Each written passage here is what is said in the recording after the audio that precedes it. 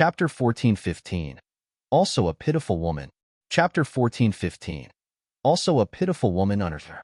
After Yerberg parted with Meiji, his cold iron battleship rushed back to the ancient monster clan's base in the Sea of Annihilation.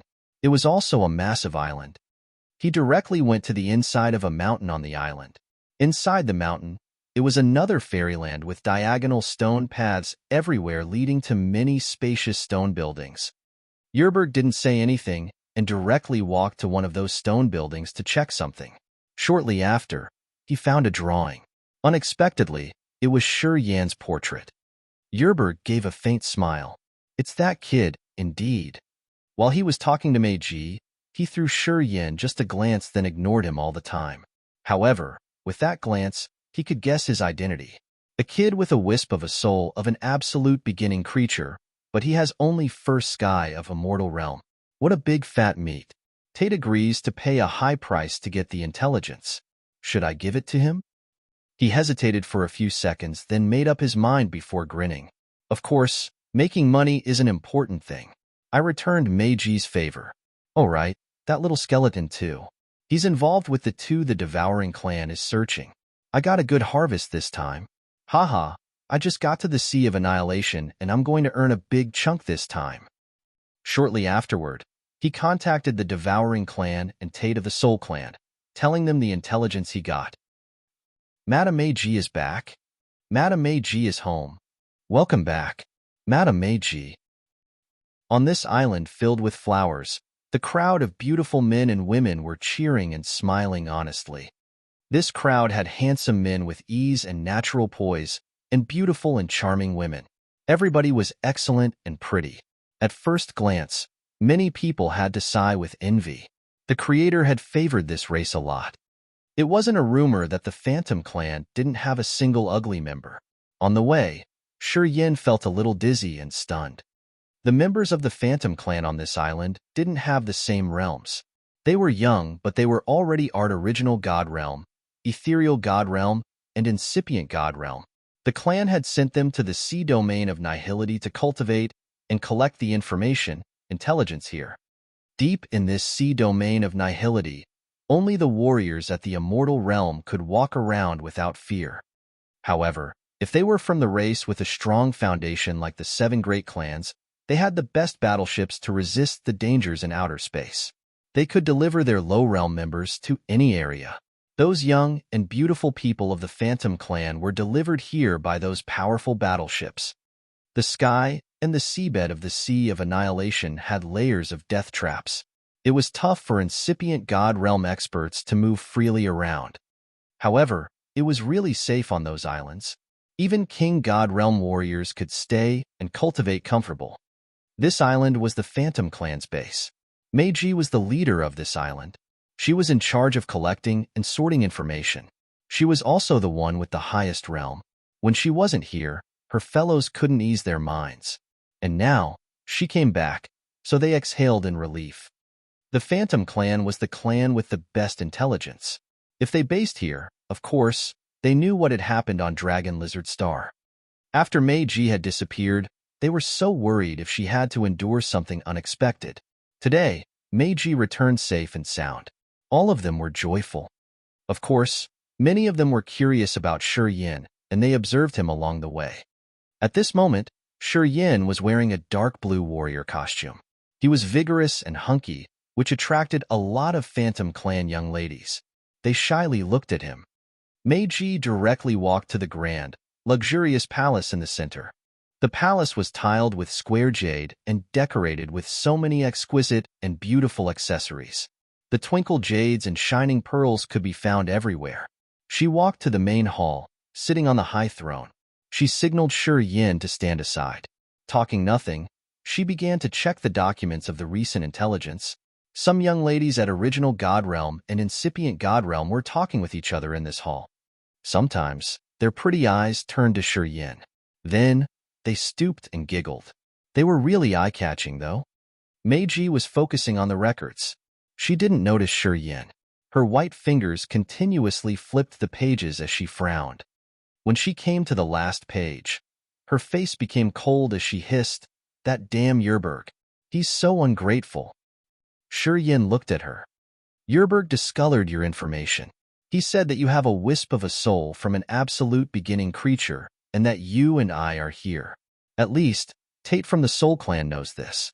Yerberg also said that we're involved in the deaths of Nazario and Bastos, explained Meiji. Yin was chilled. He remembered the ancient monster man with an iron body as he said, "If we meet him again, I'll try to kill him." Hearing her, the Phantom Clan ladies in the hall quieted down. They all looked at him with odd countenances. They knew Yerberg's identity and his third sky of Immortal Realm cultivation base.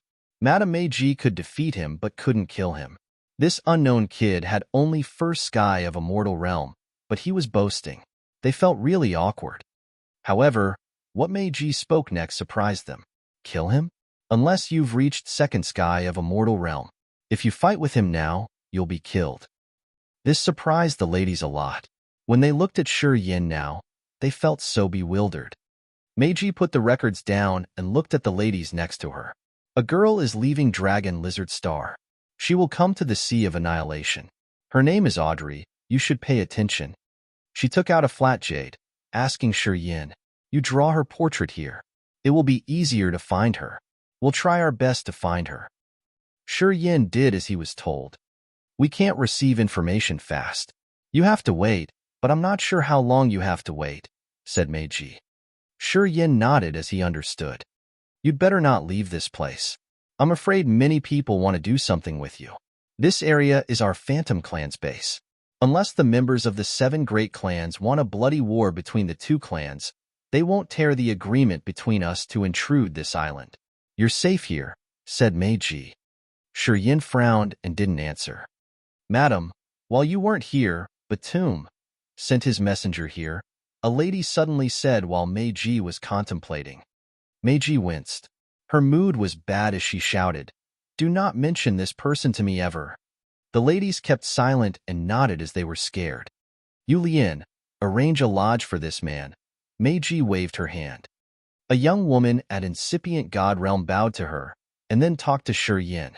"Follow me." Yin kept silent and followed her out of the palace to an elegant building in another area. Along the way, he asked curiously, "Who's Batum? Why does your madam feel irritated when she hears his name?" Yulian was around 18 or 19 years old and wearing a long, green dress. She looked purely beautiful. She turned around to check, then lowered her voice. "Tell you later." She took Yin to a tower, then said, "Batum is a terrifying expert. He's not the member of the 7 great clan.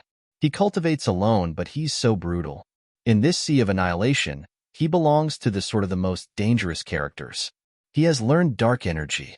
After 10 years max, he will reach the territory ancestor realm. He always lives in the seabed of the sea domain of nihility. One day, he got out to exchange cultivating materials, and he saw Madame Meiji. He fell in love immediately. He has been chasing after Meiji for many years. He even came to our clan and promised to support us if the elders let Meiji marry him." "An expert who's going to become a territory ancestor," Yin nodded. "This man is predestined to become a territory ancestor realm expert. What did your elders say about this?" "They thought it was possible. They even asked Madame Meiji to strictly follow their decision. Madame didn't agree. She was very resolute and tough to her seniors, too." Yulian sighed. "Although Batum's realm is really high and profound, he's so ugly. It's natural that Madame doesn't agree. If I were her, I wouldn't agree either. If he looked a little better, with his profound realm, it could work. But his appearance, This young lady stood on Meiji's side. She was discontent with the elders' decision. "What's the result?" Yin continued to ask. "There was a big fight between the elders and Meiji. Then, the elders proposed a solution. If Meiji can enter the territory ancestor realm before Batum, they won't force her anymore. But if she can't, she has to agree with them. She actually agreed with their proposal. I don't know what she had in her head.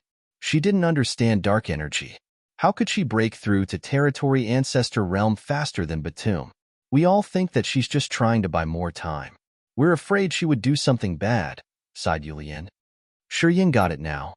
He finally understood why after Meiji found that he had the wisp of a soul from an absolute beginning create, She had acted rashly. Turned out she also got some trouble. As Meiji wanted to reach the territory ancestor realm fast, there wasn't any faster method than refining him. Under pressure, she could do anything for her standing against the forced marriage. And Batum has considered Madame Meiji as something that belongs to him. He told the entire Sea of Annihilation that she must be his woman. He usually comes here to bother her. He's sure that Madame can't enter the territory ancestor realm faster than him. Thus, he thought everything was settled. Yulian continued. After Madame had left, he came here and told us that he's now just a step away from the territory ancestor realm. He's refining his own territory.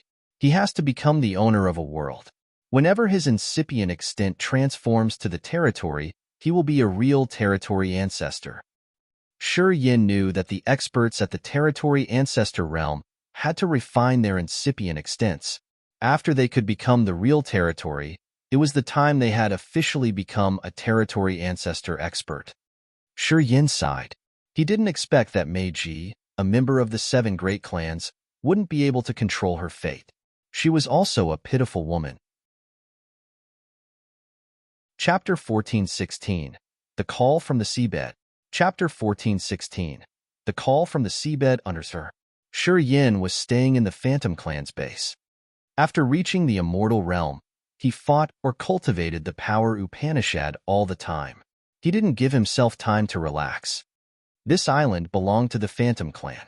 It was where they collected information. Of course, it was also the place they used to recruit hotshots and benefit their clan. For example, Meiji had visited the Water Tribe and talked to Yuan Mo. She had persuaded and recruited the Water Tribe, making it a force that was dependent on the Phantom Clan. In the Sea of Annihilation and also the surrounding areas, there were several second-class clans dependent on the Phantom Clan. Meiji was here to establish a close connection with them. Inside the elegant tower, Shi Yin sat quietly, his face cold. He was thinking about the events that had just happened recently. He had thought a lot about them. Forefather Dragon Lizard of the Dragon Lizard clan, Tu Shiqi and Ye Yun from the mysterious Sky clan. Sing was killed. Ming Hong had gotten into Audrey's head. Meiji, the Little Skeleton, and the Devouring clan. The immortal realm is still a low realm level. Shi Yin forced a smile and sighed. If he had reached territory ancestor realm, it would have not been a problem on Dragon Lizard Star. He could have threatened Sing and Ming Hong easily. Meiji wouldn't have had a chance to turn him into a meaty pie and try her best to refine his soul. If he had reached the territory ancestor realm, in this Sea of Annihilation, Yerberg wouldn't have dared to rumor anything or disclose his identity. Even if he did that, at territory ancestor realm, Shi Yin wouldn't be afraid of any challenge in the Sea of Annihilation. But now, he quickly decided his plan. He must find Audrey and locate the territory entrance. Even if they couldn't return to desolate territory now, at least they would have an exit. He needed to be stronger. Immortal realm experts could become peerless in desolate territory. However, in the sea domain of nihility, they weren't the top warriors. If he wanted to survive, he had to make efforts to increase his competence continuously. Shi Yin let his soul consciousness check his internal organs, souls, and bone frames. His furrowed brows relaxed. If he wanted to be stronger rapidly, he knew he had a simple method: devour. His devouring power Upanishad. Shi Yin made up his mind quickly. On the way to the Sea of Annihilation, his realm stabilized. What he needed now was energy. He needed all the energy he could get in his body. Also, if he wanted to help the little skeleton's parents, he had to gather a lot of energy. After several days, he hadn't received any news from Meiji. After she returned to this island, Meiji had parted from him. She didn't meet him once. He called for Yulian. The young girl came with fear. "Why do you call me?"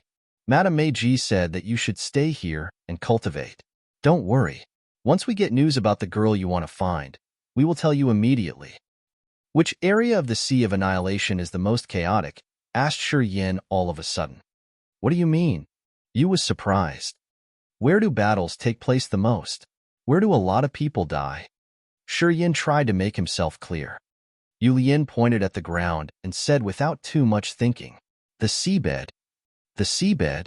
Shi Yin was surprised. The Sea of Annihilation's seabed is so vast. It attracts so many warriors to come and explore. Deep undersea, precious treasures and materials are often found. It's when the experts come and compete for them. The seabed is the fiercest battlefield. We won't go there recklessly because we're afraid of furious battles, answered Yulian. So which section has the fiercest battles? Asked Shiyin. I'm not sure, Yulian frowned. The seabed is so vast. The explorers are also scattered around. Sometimes, it takes a lot of effort to find someone. Shiyin nodded and pondered for a while. He then said, You tell Meiji that I'm going out for a while. Then, he didn't mind Yulian's words, turning into a thunderbolt and flying away. The Phantom Clan's island had many barriers and restrictions. However, those were used to defend against people intruding the island. It wasn't easy to get into the island. However, it was no problem to fly out from the inside. Thus, Shiyin could fly away freely. Yulian didn't stop him, and she couldn't stop him anyway. She could only see him fly away. Yulian was dumbstruck. After she could get a hold of herself, she hurried to find Meiji and tell her that he was gone. Meiji wore brocade and silk dress and sat inside a secret chamber in the main hall. She was holding a yellow ancient book. After listening to Yulian, she waved her hand and said, I got it. You can leave now. Yulian left quietly. Meiji dropped the ancient book, her beautiful face suspicious. She thought for a while and mumbled to herself, That kid has so many secrets. But why does he have to visit the most chaotic areas? Does he have any conspiracy? Her thoughts changed, and she stepped out of the secret chamber. After giving orders to her close subordinates, she left the island. Seabed. A figure covered in the starlight slowly sank into the sea. The blue sea surface was above his head, and he was facing the dark, cold water with the pressure increasing continuously. Inside the light curtain, Shiyin was observing his surroundings while sinking deeper. In this cold sea, there was no fish. Shiyin's soul consciousness expanded, and he found only the cold, dark areas. He rose a finger and poked through the light curtain to touch the sea water. The sea water was indeed icy. It seemed like the cold could seep into his bones and marrow. He retracted his finger, slowly quieted down, and closed his eyes. He was using the soul power to survey the surroundings with the hope of finding a group of people. It would be better if he could find a battle. He needed battles. He needed people to die. He needed energy from them. He was still sinking deeper toward the seabed, frowning and thinking. According to Meiji, someone said that the Sea of Annihilation was like a funnel. The surface of the sea was the bottom of the funnel, and the seabed was hundreds of times bigger than the sea surface. It could be as big as an immense territory. He didn't really believe that. But now, he understood it. Since he was a warrior cultivating space power Upanishad, the speed of his soul energy and soul consciousness was 10 or even 100 times faster than a normal warrior's. However, his soul consciousness had reached the limit before it could cover a part of the Sea of Annihilation. Although he had let his soul consciousness reach as far as he could, he felt that this sea didn't have an end. After a while, he sent a wisp of soul consciousness into the heavenly fantasy star compass to check the time. It had been 3 days since he began to sink into the sea. And he was still sinking. How deep was this sea? However, he had to reduce his speed because the water pressure became more terrifying the deeper he went. At his realm and cultivation base, he gradually felt tired. One day, he suddenly stopped sinking and hovered in the sea. His soul consciousness changed direction. He sent it toward the seabed. As his soul consciousness wasn't tied by the water pressure, it moved rapidly and searched. Oh! Shiyin opened his eyes. The strange light flared from his eyes when his body shivered. He was so surprised when he looked at the seabed underneath. His face became odd. He had sensed a familiar aura deep undersea. Somewhere deep down there, a voice was calling him. He suddenly felt that he could trust that call. To be more exact, that soul calling aimed at his co-soul, and his co-soul reported that familiar aura. His co-soul had fused with Grace Mainland, one of Desolate's wisps. It was also the soul of an absolute beginning creature. That familiar aura sent him a trustful feeling. What was it? He knew that it was really far from him. With the distance his soul consciousness had sensed, it would take around 10 days to get there. Shi Yin frowned and hovered astounded. The Absolute Beginning era was the epoch of annihilation. The Absolute Beginning creatures were so powerful. They were the ancestors of billions of creatures, and they were also the Creator's favorite children. Those intimidating creatures were born with terrifying powers. Although the warriors had improved and advanced power Upanishads for many years, the Absolute Beginning creatures were still the strongest in this world. The thing that made his co-soul, the Absolute Beginning creature, soul, feel family and trust. What is it? Hesitating for a while, he made his decision, which he acted upon immediately. He flew to the area that his soul consciousness had sensed. That area was pretty far from him, and in the deeper level of the sea. He couldn't move fast in the water because of the pressure. Slowly, the light cage he made from star energy wore out. After several days, he had to stop and gather his god power by using the star power Upanishad to weave a new light cage. Somewhere on the seabed, so many light cages were moving. Each of those different colored light cages contained a beefy man. If Shi Yin was here, he would have found that they were the men he had met. The leader of this group was Yerberg. He stayed half naked, showing the exquisite beast marks on his upper body. He was calmly moving through the water. A green light cage moved next to him, carrying a small and thin alien. His eyes sparkled as if he was checking something. Gradually, he looked restless. It should be near here. I'm sure it's just around. How could things go wrong? Lately, when I came, I found it near here. That alien warrior had spent a lot of time going around the seabed. The previous time he came here with some comrades, he found an Absolute Beginning vestige accidentally. However, they couldn't approach it. Their souls became dizzy and they lost their consciousness shortly. When they woke up, they were floating on the sea surface. Yerberg suddenly stopped, his face dark as he hissed. I hope you could guide us in the right way. Otherwise, you know the consequence. As soon as he said that, the little alien changed his visage and even his green light cage trembled, becoming extremely unstable. Another area on the seabed. So many cold-looking warriors were surrounding a tall and thin woman. They were raking around as if they were searching for something. Whether they were male or female warriors, they all had thick black scales as their natural armor. They were all tall and muscular. The thick demon chi diffused from them and gave people a terrifying warning. The woman was the leader of this group. She was also tall and thin with thick black scaled armor. The black scales seemed to grow from her skin, and they were part of her body. They were the members of the Black Demon Clan. Chapter 14:17. Go Together. Chapter 14:17. Go Together, Seabed. A flow of starlight zoomed fast like a meteor and headed in a direction. It flashed and then disappeared. The twinkling starlight was brilliant and beautiful, but it was also as dangerous as a cold sword. It felt even colder than the seawater. Swoosh! The starlight halted. Inside the starlight, Shi Yin wore a solemn face and looked at the group of warriors with the thick demon chi in front of him. He changed his face and couldn't help but shout, Black Scale Clan. He used to fight against the Demon Clan in the endless sea of Grace Mainland. He thought about those warriors with black-scaled armor. However, it was a surprise that he could see the members of the Black Scale Clan deep under the sea of annihilation. He was bewildered. However, watching carefully, he found that they were different from the Black Scale Clan. The black scales on their bodies were smaller and more delicate.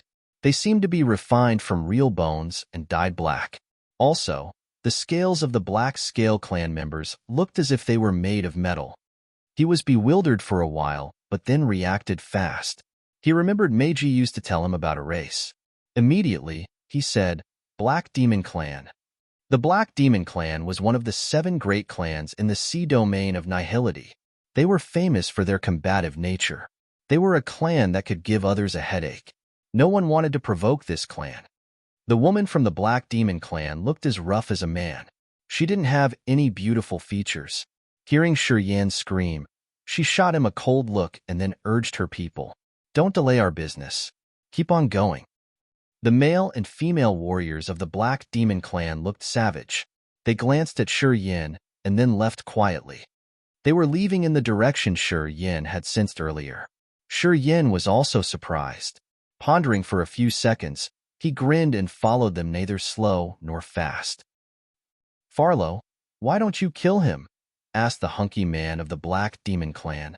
His body was like a black mountain with cold and dark aura. "Telika, we're here to find the vestige. Don't cause more trouble." The rough woman turned around with a stern face. She looked at the man behind her, thought, and then said, "We're in the Sea of Annihilation. There can be some territory ancestors here. Don't think that the others will always be afraid of us." "But that kid has only first sky of a mortal realm cultivation base," snorted Telika. "Farlow, is it true that you've become a coward since we came to the Sea of Annihilation? If it's true, I think I'm more suitable to lead this group." The woman he called Farlow looked at him coldly and said, "He's not someone you can kill easily. If he's from another force and he can find the vestige because of our location, we will have one more obstacle." Telika was resolute. "Just a first sky of a mortal realm. It's easy to kill him, and our whereabouts won't be disclosed." The other members of the Black Demon clan nodded quietly and agreed with Telika. They thought that it made sense. It was very important. To locate the vestige, the Black Demon clan had to spend a lot of effort.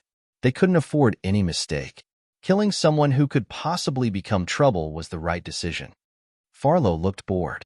"If you think it's easy to kill him, just try it. We will wait for you for 15 minutes. 15 minutes? Too much. I'm going to be back right away." Telika grinned. He shot backward like a ruthless sword. The sea water parted as if it was proactively making way for him. Shortly after, he stopped Shi Yin in his way. Shi Yin frowned and hovered. The light moved around his body. He looked at the Black Demon man, who obviously didn't come with goodwill. "What do you want?" "To kill you," Telika said simply. He laughed and balled his fingers into a massive fist like a hammer. He grumblingly pounded on Shi Yin's head. Boom, boom, boom.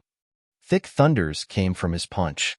The exploding power in the terrifying thunders was like a furious water current that was breaking a dam. With the will and momentum, it could break any obstacle. Shi Yin lifted his head and looked at the torrential water. He felt like many mountains were pressing on him. "Kill me? With your second sky of a mortal realm? Ridiculous." Shi Yin frowned and raised his hand to snatch the man. Sharp lights emerged from his fingers. The strong light parted into 5 rivers that could cut everything and crush the thunder. Boom, boom, boom. The ear-breaking explosions echoed above Shi Yin's head. The savage Black Demon man had 5 cuts on his fist. He screamed and looked at the cuts on his fists in disbelief. Space power Upanishad. Shi Yin didn't answer and just acted. His 5 fingers snatched over Telika and pulled the void. The 5 dazzling lights were like sharp swords twisted together and aimed at Telika's chest. If he let it thrust into his body, he couldn't avoid death. Space power Upanishad? What can you do with it? Telika sneered. Thunder exploded in his chest. Instantly, thunder rumbled from his entire body like drumbeats, shaking the entire sea area. He curled his lips. The energy in his eyes condensed into 2 silver spears and stabbed forward. A massive light shield emerged from Shi Yin's chest, blocking the 2 cold spears. Telika still wanted to attack Shi Yin more. A figure flashed. It was Farlow, who had stopped him earlier. "I told you it's not easy to kill him. You've confirmed it. Why do you still want to waste your power? It requires a lot of energy to kill a warrior with space power Upanishad. Do you want to delay our business? If so, you can leave this group now and go say sorry to the elders." The muscular woman with masculine features had a husky voice. She wasn't polite when she criticized him. She turned to Shi Yin, her eyes serious. "You're not a member of the 7 great clans. I hope you won't follow us furthermore. Otherwise, we won't let you go easily." Telika snorted and rolled his eyes maliciously at Shi Yin. "I don't have time to waste on you. You're lucky today." The female leader of the Black Demon clan nodded as she saw her fellow agree with her. She didn't say more and left. "If you're bold, just keep following us." Telika grinned fiendishly after the woman had left. Yin rubbed his chin and said indifferently, "Of course, I have to keep moving. It's the same direction. Is it the same place I've sensed?" He immediately moved. After a while, another group of warriors came to this place. Yerberg was the leader of this group. After Yerberg arrived, he closed his eyes to sense for a while. Then, his eyes brightened as he laughed. I could smell Teleka's thunder here. He had just fought with someone not a long time ago. He looked in the direction where the Black Demon Clan and Yin had left, laughing contentedly. It seems like we don't need a guide anymore. Then, he turned around and killed the thin alien warrior that had taken them here. Chapter 14:18. Cannon Fodder? Chapter 14:18. Cannon Fodder, _ He's still following us. Teleka stopped and turned around to check. The lightning was like a massive python that wound around him. We should kill him to prevent others from finding us. All of a sudden, they saw many green bubbles floating and drifting in the dark sea water. Those bubbles were translucent and floating quietly. They didn't rise up to the surface. Farlo was about to answer him before she saw those green bubbles. Her face changed instantly. The warriors of the Black Demon Clan turned around to look. They were also frightened and didn't mind Teleka. Also, Teleka was bewildered himself. Each green bubble carried an icy corpse. However, all the corpses were withered like a dry stick. Their faces were twisted in extreme fear and despair. It seemed like they had seen something utterly terrible before they died, or they had been tortured until they died. Looking at their horrible facial expressions, the other warriors felt so chilled. Countless cold corpses floated inside the bubbles. The bubbles were like coffins that covered their dry, dead bodies. Those bodies didn't have any signs of a battle. However, their distorted faces were so eye-catching, and they made Farlo and Teleka inwardly cold. Something is wrong. Farlo was cautious and raised one hand to signal the others to stop. They kept a distance with those green bubbles. They didn't come near rashly. Farlo checked each body and observed for a while. They didn't fight. No wound. We can say they, pausing for seconds, she lowered her voice and hissed. Their souls were captured instantly. Before they died, they had seen something desperately horrible. Otherwise, their faces wouldn't twist like that even after they died. I don't know why I feel insecure when I see their faces, whispered a member of the Black Demon Clan. I have the same feeling. Me too. It's like an instinct. Looking at them, we think that we will face something like that, and we will end up like them. After they had expressed their opinions, they all quieted down all of a sudden.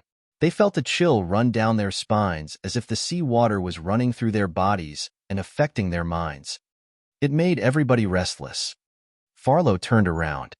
Not far behind them, a white cluster suddenly flashed. It looked like someone was hiding. Teleka, can we avoid going through that area? She pondered for a few seconds and then turned to the other. Teleka frowned and shook his head. It seems like we can't. It's strange, though. What's strange? Asked Farlo. I killed that man to rob the memories of this route. We are going the right way. However, they didn't see these bubbles. The route is correct. So, there is only one possibility. Teleka changed his visage slightly. Those green bubbles have just appeared recently. They didn't exist. We can say that they weren't there before.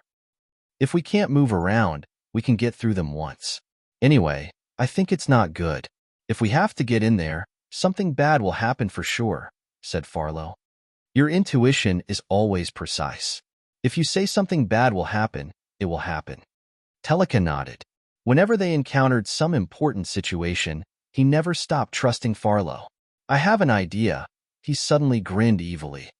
Everybody knew he was cunning enough. Their eyes brightened. Some warriors who were close to him saw him look over his shoulder sometimes with his bright eyes. They understood and grinned like him. You are saying that. Farlo's masculine face had a sinister resolution.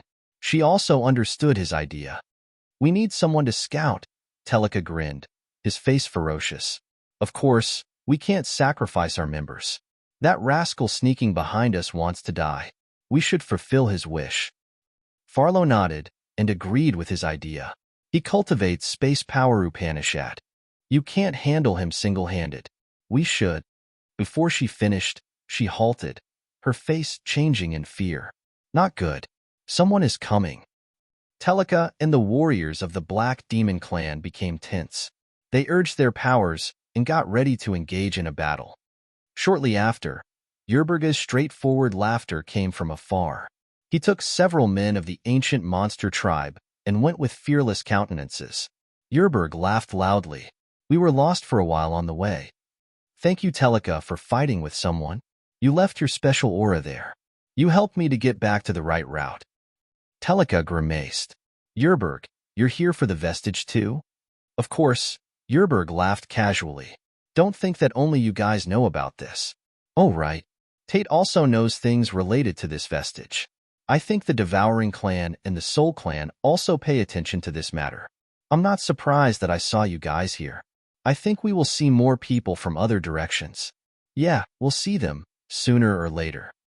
Farlow and Telika changed their faces slightly. They just realized that they would encounter a lot of bad things during this trip. How could it be? I've killed almost all of them. Telika, you missed a fish. He sold the news about the vestige, but he didn't sell them to me first. I've just killed him recently. He'd created more opponents for this trip. He deserved death. Yerburg smiled nonchalantly. He looked at the green bubbles and gasped in surprise. What the heck are those? Should be some barriers or restriction. Farlow didn't conceal. She knew and concealed but couldn't do anything. She waved her hand to dismiss her people to let Yerburg's team come near. Of course, Yerburg wasn't going to try to be polite. He took his team and moved forward. A radiant halo emerged from his eyes when he gazed at so many green bubbles. His face became stern. Some evil soul energy had attacked them. They died instantly and tragically. Their brains were like porridge and their soul altars shattered. Someone has to go there, said Farlow. Can't move around? Asked Yerburg. We don't have any alternative now, Telika snorted. The location of the vestige should be right under those bubbles. We have to get in there and dive deeper to see if we could find something. Yerburg was surprised as he laughed. Do you have any solution? Someone doesn't belong to our team or your team. On the way here, he has followed us. Now he's hiding, Farlow said and raised one hand. There. Yerburg grinned. I know your Black Demon clan is full of dark schemes. Turns out you already have cannon fodder. Yeah, it's good that you're not crazy. You don't plot against us. It's good that we have someone to scout and sacrifice, though. He nodded to someone standing next to him. Go. Farlow had shown them the location. Of course, they wanted the ancient monster clan to go get the man. Yerburg didn't deny it. He straightforwardly agreed. A muscular ancient monster man roared like a beast about to hunt. Unexpectedly, his teeth had torn the corners of his mouths and become sharp and long like fangs. He directly stormed toward Shuriyan's hiding spot. As he roared, his brutal aura of a wild animal had turned into a massive fighting saber, which was around 10 meters. It cut and separated the water, slashing Shuriyan. Boop, boop, boop. The seawater exploded wherever the saber slashed through. The area Farlow had pointed was seething and thundering grumblingly. However, there was no participle shadow that screamed or cursed. The beefy man of the ancient monster clan was surprised as he looked at Farlow. He doubted that she didn't point in the right place. Farlow darkened her face, her eyes angry. He cultivates space power Upanishad. I didn't expect that he had a profound realm. He could even teleport under the sea. Then, Farlow closed her eyes and searched again. However, she was wrong this time. Nothing. I can't sense his aura in the surrounding areas. He knows what we are planning too. I think he used the advantages of the space power Upanishad to get out of here. It means that we don't have a cannon fodder now? Yerburg sighed in disappointment. He signaled his warrior not to waste more energy. He knew Farlow's magical power Upanishad. If she said that this man wasn't around, they shouldn't waste more energy. Meanwhile, in the turbulent water area, Shuriyan was hiding. He seemed to have become part of the sea water, quietly bobbing at his spot. He had used the marvelous dark energy. While dark energy moved around the body, the aura on his bones, flesh, and veins disappeared. The typical features that were detectable also disappeared. It was like bloodthirsty remains that could be invisible. There was no way to see or sense them with the soul consciousness. That attack had hit him, actually. That warrior of the ancient monster clan had reached first sky of a mortal realm, but his body couldn't compare to Shi Yan's regarding evolution. Thus, that attack didn't hurt him at all. However, his mood was still bad. Staying hidden, he was like a venomous snake that watched Yerberg of the ancient monster clan and the cunning, evil Farlow and Telika. He licked his lips and tried to suppress his brute. Cannon fodder? It had been a long time since someone dared to treat him like that. Under the sea of annihilation, he now encountered such a humiliation. They had considered him cannon fodder. He looked at the groups of the ancient monster clan and the black demon clan discussing. They wanted to join hands and go through the clusters of green bubbles. Shi Yan sneered and waited silently. He was waiting to see them go deep into the area. Then, he would become a hunter that killed his prey and deemed themselves part of a noble, advanced race. He would use them to accumulate more energy. Chapter 1419, Sly Change. Chapter 1419, Sly Change, _ Countless crystal green bubbles floated like a silent green lantern or so many strange, evil eyes watching the others intruding. Each bubble carried a desiccated corpse, which had probably endured something utterly terrible before they died with a desperate and fearful face. Everybody, watch out, Farlow reminded. She was a woman with a body that was even brawnier than a man's. At this moment, she was covered inside so many white light layers. Her light protection looked like an egg that continuously released strange soul energy fluctuations. It seemed like she had sent so many wisps of soul consciousness to check around. The members of the Black Demon clan gathered by her. Telika stayed furthest away from her, but it was just around 20 steps. They were actually creating a formation with Farlow as the center. Yerberg led the ancient monster clan and tried to stay away from Farlow's group to avoid any possible dispute. Slowly, they moved toward the green bubbles. Farlow had a rare mind power Upanishad. She was sensitive to the soul consciousness and energy. Also, she had a miraculous intuition when they were in danger. She expanded her soul consciousness. All of a sudden, she looked at the turbulent area where it had exploded and doubted. When her soul consciousness reached that area, she vaguely felt a feeble wisp of soul energy. It flashed and then disappeared. When she tried to sense again, it had utterly disappeared. Just an illusion? She shook her head and suppressed the doubt in her mind, continuing to search through the green bubbles. Shi Yan was tense while hiding in his secret spot. He became more cautious. Farlow had just third sky of a mortal realm. She couldn't detect Shi Yan precisely like Meiji had done when he used dark energy to hide. Anyway, this woman had a special power Upanishad that had almost busted Shi Yan when he was a little careless. Shi Yan had to be more cautious. He couldn't resist many members of the Black Demon clan and Ancient Monster clan here. As soon as he was exposed, he would suffer from the pitiful consequence of being their cannon fodder. Before the others had sunk deeply into the death trap, he had to ensure that he stayed concealed in his secret spot. Shi Yan retreated his released soul consciousness. He sealed himself and didn't try to sense the surroundings, using his eyes and ears. His pupils shrank all of a sudden. A muscular man of the ancient monster clan moved to the area between the green bubbles. He looked frightened and his soul was taken immediately. He became wild, screaming and then attacking the nearest ancient monster clan warrior. Thud! A ferocious giant snake shot out from his palm. In just a blink, the snake expanded and opened its dark, bloody mouth to swallow that member of the ancient monster clan. The snake fangs began to chew and tear the victim's body. Shriek! Shriek! All of a sudden, the screeching and shrieking arose from deep undersea. It was like a chilling saber drilling into people's hearts and slashing their soul altars. Farlow of the Black Demon clan released her soul consciousness to check the secrets of this area. Her muscular body couldn't help but shiver. Blood ran from her mouth, nostrils, eyes, and ears. They looked like many horrible blood snakes that rose the hair on people's heads. She had a deep fear on her face as she screamed ear-piercingly, "Retreat! Retreat, all of you!" She screamed crazily. Instinctively, she wanted to get rid of this area. However, in almost a blink of an eye, this sea area's gravity felt 1,000 times heavier. It felt like so many invisible chains had come and tied all of them. The members of the ancient monster clan and black demon clan tried their best to struggle using their power Upanishads that they had been cultivated for thousands of years. Thunder and lightning exploded. The fire dragon roared. Icicles shelled everywhere. The rainbow light bloomed. The entire sea area was stirred up with exploding energies. The warriors in that death trap seemed to be possessed. Their faces looked ultimately panicked and desperate as they tried their best to run away for their lives.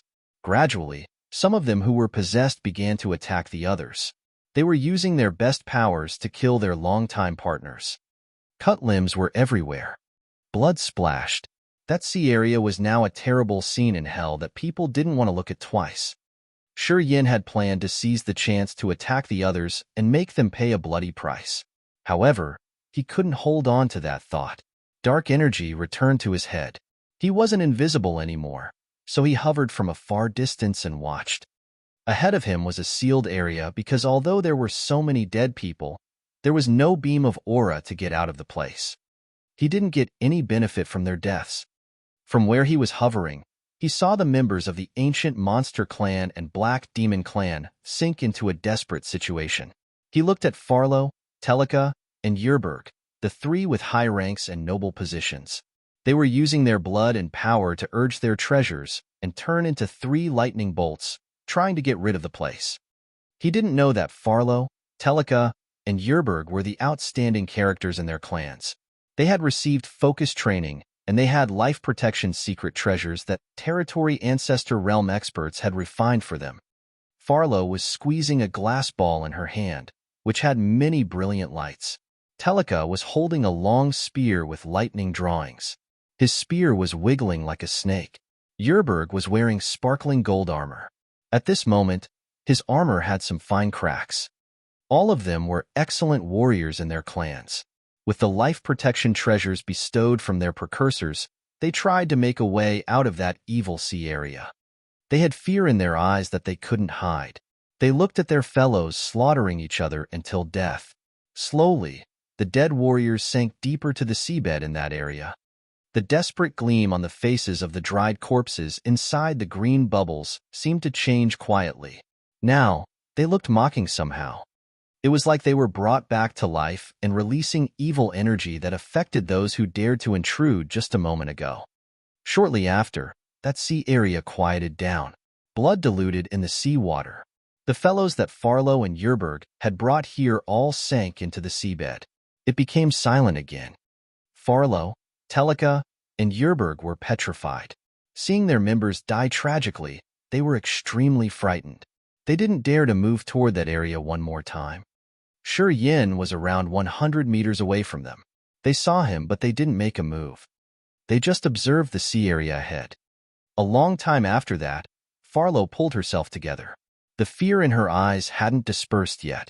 We can't go in there with our own power. We don't need to stay here and waste more efforts. We're going to return and report to the superior.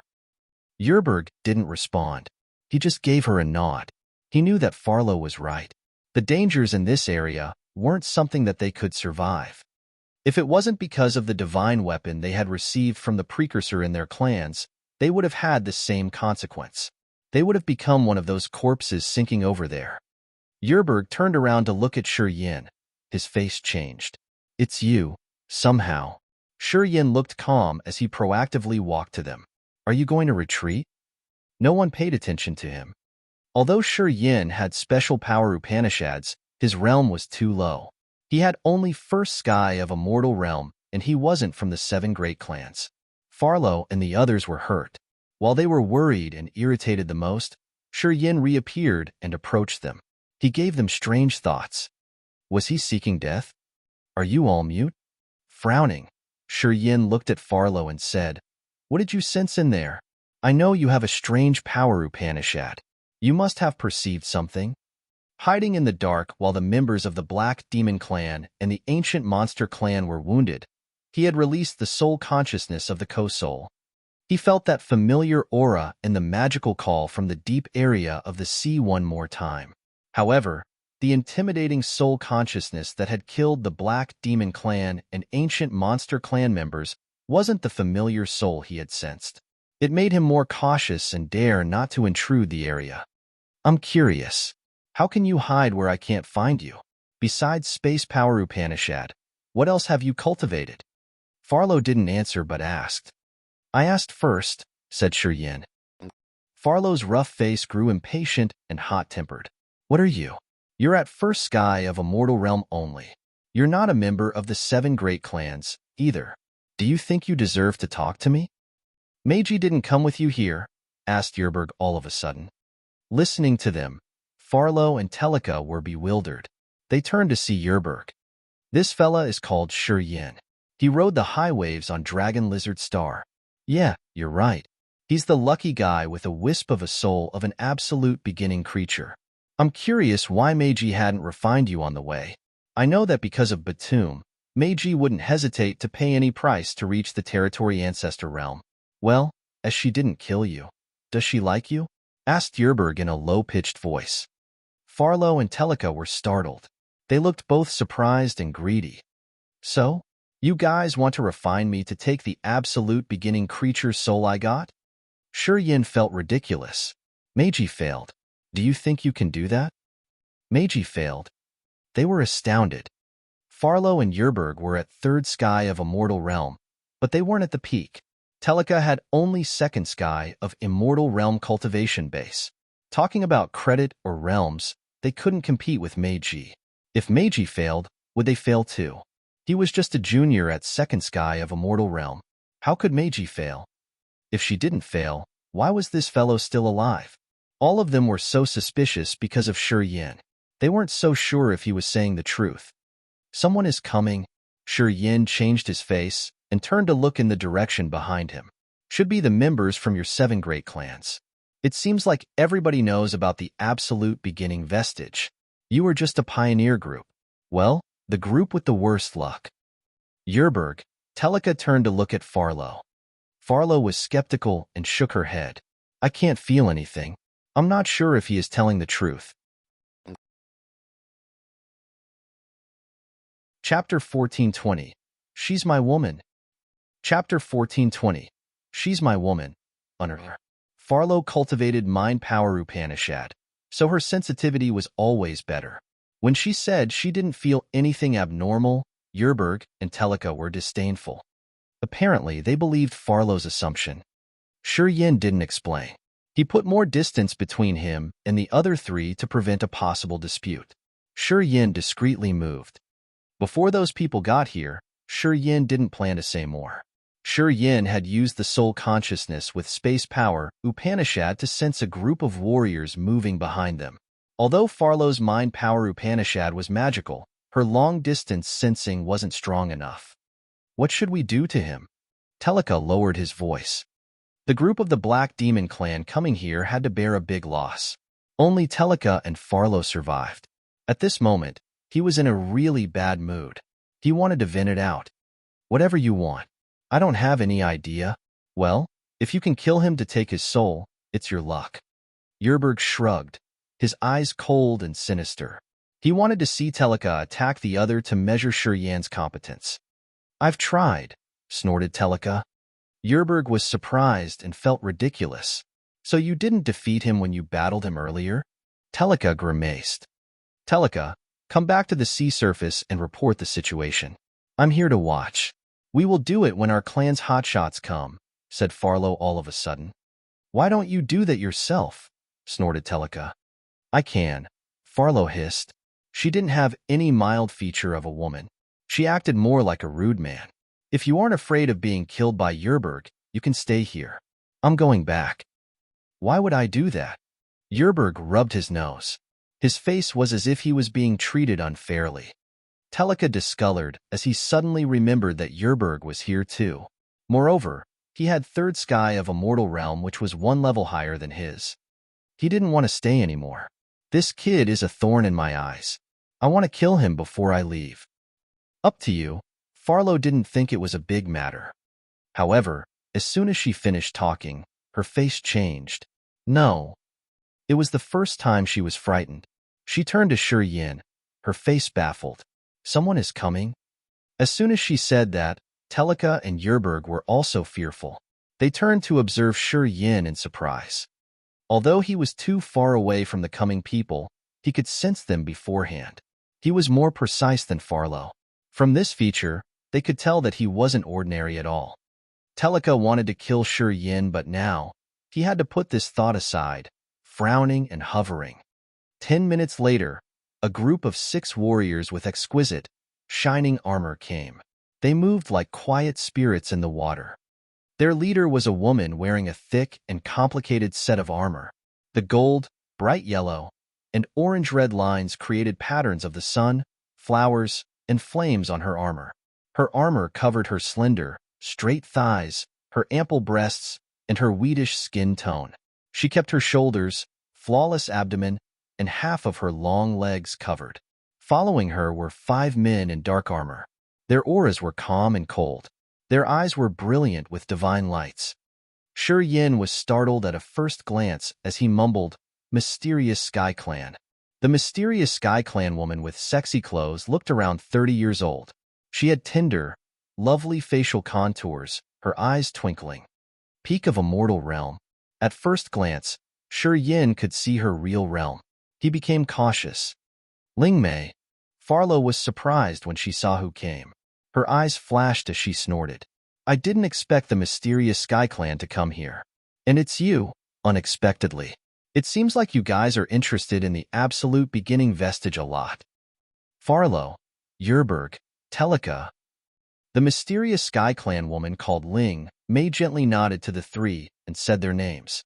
She looked nonchalant as she spoke relaxingly. "Why are only you here?" The other 3 kept silent with grimaces. Well, of course, they didn't come here with only these people. Unfortunately, 1 hour before you came, all were killed. Yeah, right in between those green bubbles. Shi Yin intervened, pouting at the area ahead of them and speaking indifferently. "Shut up," bellowed Farlow and Telika. Shi Yin chuckled. "With your realm and competencies, you need more to shut me up. If the real experts of your clan came here, besides shutting my mouth, I would also stay as far away from here as I can." The hot woman of the mysterious Sky Clan wore a tender face like calm water. The corners of her mouth drew a strange smile. She looked interested when she assessed Shi Yin. Her eyes suddenly brightened when she pulled a stern face. "Are you Shi Yin?" Shi Yin was surprised. "Did Tu Shi and Yi Yun tell you something about me?" "It's you." Ling Mei beamed honestly. "Those 2 precursors are heading to this Sea of Annihilation. They told me about you, and they said that you could go to the Sea of Annihilation. I didn't expect you to come so early." Ling Mei pulled a stern face and introduced herself. "I am Ling Mei, the one who's in charge of the Sea of Annihilation in the mysterious Sky Clan. If you meet any trouble, don't hesitate and just come see me. I'm sure I'll try my best to help you." Farlow, Yerberg, and Telika discolored in fright when they heard that. Now, when they turned to Shi Yin, they all had odd countenances. Why would he need to disturb your mysterious Sky Clan? However, at this moment, a charming voice came from a far distance. Afterward, a cold light zoomed over. Meiji came. Meiji wore a luxurious, long dress, showing her snow-white skin. Her face was charming, and her soft voice could reach people's souls. Meiji was truly an innate treasure. As long as she appeared, Ling Mei's beauty became inferior. Her mature, attractive features made Yerberg and Telika aroused. They almost got a nosebleed. As soon as Meiji arrived, she didn't hesitate to approach Shi Yin and blame him. "Why did you have to get into the sea? Even if something happened, you should have told me first. Didn't you know that someone has sold you down the river?" Then, her cold eyes gazed at Yerberg as she said awkwardly, "You're here too?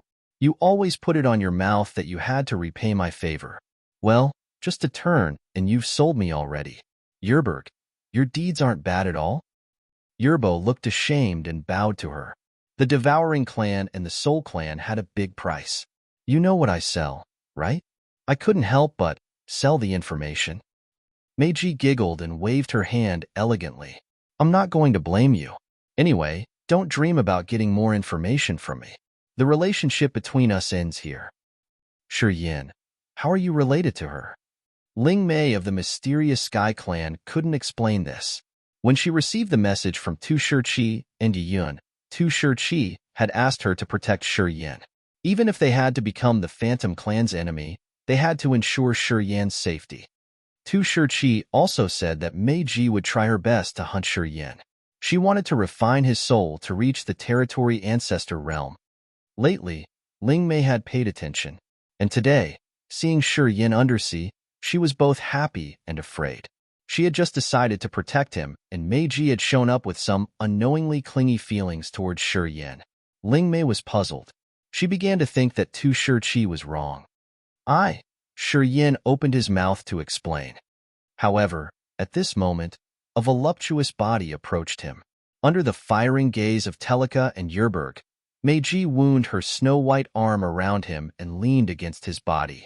Her charming face was filled with lecherous gleams as she seduced him. Of course, it's the most intimate one. Shi Yin was surprised. He looked at Meiji at his chest awkwardly.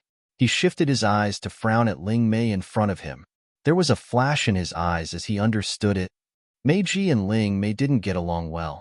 They were the leaders of the Phantom Clan and Mysterious Sky Clan in the sea domain of Nihility. After a long time, these two women must have encountered each other a lot. Ling Mei had received news from Tu Shiqi to recruit Shi Yin. She had expressed their opinions, and Meiji had overheard that. Perhaps she didn't want to show up early. Because of Ling Mei, she was forced to appear earlier to compete with Ling Mei. That's why she had to lean against him like this. A series of thoughts flashed in his head.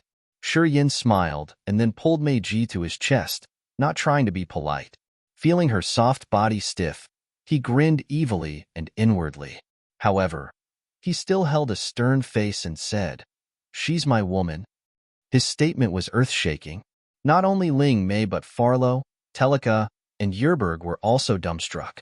They looked at Shi Yin as if he was an incredible monster. Was it true? Everybody knew that Batum had declared that Meiji would be his woman in this sea of annihilation. No one dared to claim her. Otherwise, Batum would absolutely hunt him down. Even the superiors of the Phantom Clan had discreetly agreed. They were waiting for Meiji to yield. After Batum had reached the territory ancestor realm, they were going to announce this to the other clans. Today, a kid at First Sky of Immortal Realm had the guts to hug Meiji and claim her as his woman. Did he want to turn everything upside down? Meiji wore a stiff face for a moment. However, she resumed shortly and smiled like a flower. Right, this is my man. Meiji's real man? Damn you, kid. It's you who courts death. You dare to exploit me. Wait for Batum to mince you. She could feel Shi Yin's big and rough hand squeeze and rub her butt cheeks. Meiji's body stiffened. She secretly gritted her white teeth and cursed Shi Yin. Meiji, are you kidding? Ling Mei was surprised. Everybody knows that you and Batum being together is inevitable. If you do that, you will trouble Shi Yin and yourself altogether. Are you sure? She turned to Shi Yin and said solemnly, I guess you don't know the thing between her and Batum. Batum has dark energy. He's at the peak of Immortal Realm, and he's just a step away from the Territory Ancestor Realm. He's the sort of man who would seek revenge for the slightest grudge. If he knows this, you will have to struggle a lot. The corners of Shi Yin's mouth twitched slightly, but he was still calm and silent. He had prepared. After he found Audrey and located the territory entrance, they were going to return to desolate territory immediately. He didn't know if he would return to sea domain of Nihility again. Even if he did return, he wouldn't be at his current realm when that happened. If so, why would he be afraid of that Batum? Chapter 1421. The Ruins Under the Sea. Chapter 1421. The Ruins Under the Sea on Earth. Ling Mei looked at Shi Yin deep in his eyes as she didn't know what he was thinking in his mind. Suddenly, she asked, What do you think about our mysterious Sky Clan? I consider Tu Shi and Ye Yun as precursors. I appreciate them a lot. Anyway, I don't plan to become the non-native officer of the mysterious Sky Clan. I'm sorry, said Shi Yin. He had followed Mei Ji to Babel because he wanted to eliminate Ling Mei's idea. He knew what Ling Mei thought. From Tu Shi, Ling Mei knew his value. Just like Tu Shi, she hoped to recruit him to the mysterious Sky Clan so that he could become a strong non-native officer of the mysterious Sky Clan and work for them in the future. Tu Shi had discussed this with Shi Yin and asked him to consider. He didn't want to join any force. I understand. Ling Mei nodded indifferently. I'll tell Tu Shi your decision. But I have to remind you something. There's something you shouldn't say rashly. Batum isn't a nice guy. He will kill you. Thank you for reminding me, said Shi Yin honestly. Of course, he knew things between Mei Ji and Batum. He didn't plan to stay in the Sea of Annihilation for a long time. Unless Batum could break through to the territory ancestor realm soon. With his magical power Upanishads, Shi Yin could run away if he couldn't resist. Haha, Meiji laughed gently and quietly moved from Shi Yin to prevent him from further exploiting her. If he wants to join a force, of course, he will join our Phantom Clan. Ling Mei, don't think about it. Ling Mei snorted and turned around to look at the area with the green bubbles. Ling Mei frowned. What happened? Farlow, Yerberg, and Telika didn't answer. When they recalled that moment, they became restless. Let me explain. Shi Yin intervened one more time. Ling Mei and Mei Ji turned to him. This is what happened. Shi Yin briefed them the situation. These three have excellent divine weapons. That's how they escaped. Otherwise, they would have suffered the same consequences. Pausing for a while, he turned to Farlow. There's an evil soul consciousness from deep under the sea. I think she knows clearly. You should ask her for more details. I don't know the situation. Farlow kept a cold face. The absolute beginning vestige is right under those green bubbles. If you want to search, go there. But you'd better be prepared. You don't want to encounter what we had experienced badly. Everybody quieted down. Is it really dangerous? Whispered Meiji. Shi Yan's face was heavy. Not something normally dangerous. If you want to get in there, you should equip some treasures or power Upanishads that could stop the soul invasion.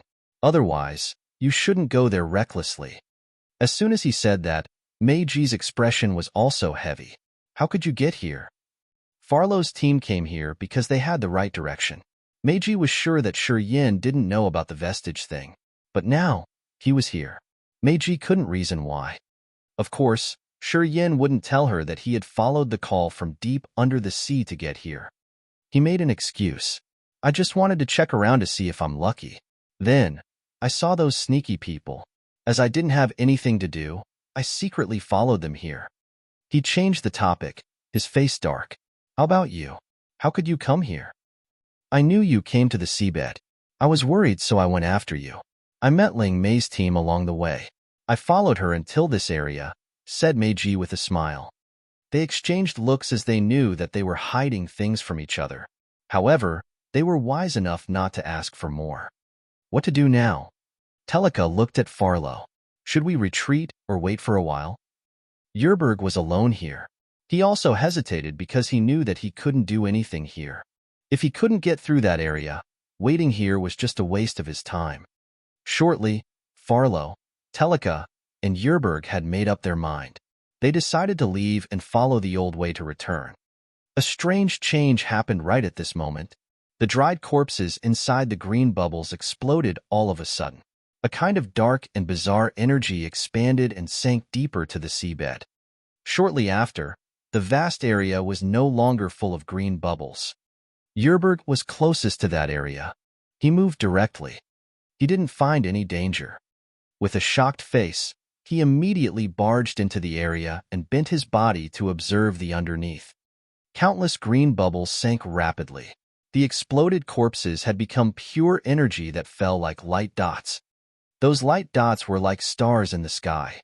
While they were falling, they had become magical absolute beginning symbols. It seemed like the green bubbles were the eye of some formation. While it was falling, somewhere deep into the seabed suddenly glowed in brilliant halos. Deep under the sea, A group of vague but grand buildings emerged. Everybody was bewildered. They looked at Yerberg and then observed underneath to see the vague lines of many buildings. At the same time, Yan's mind was shaking hard. He could feel the urgent call from deep in the seabed.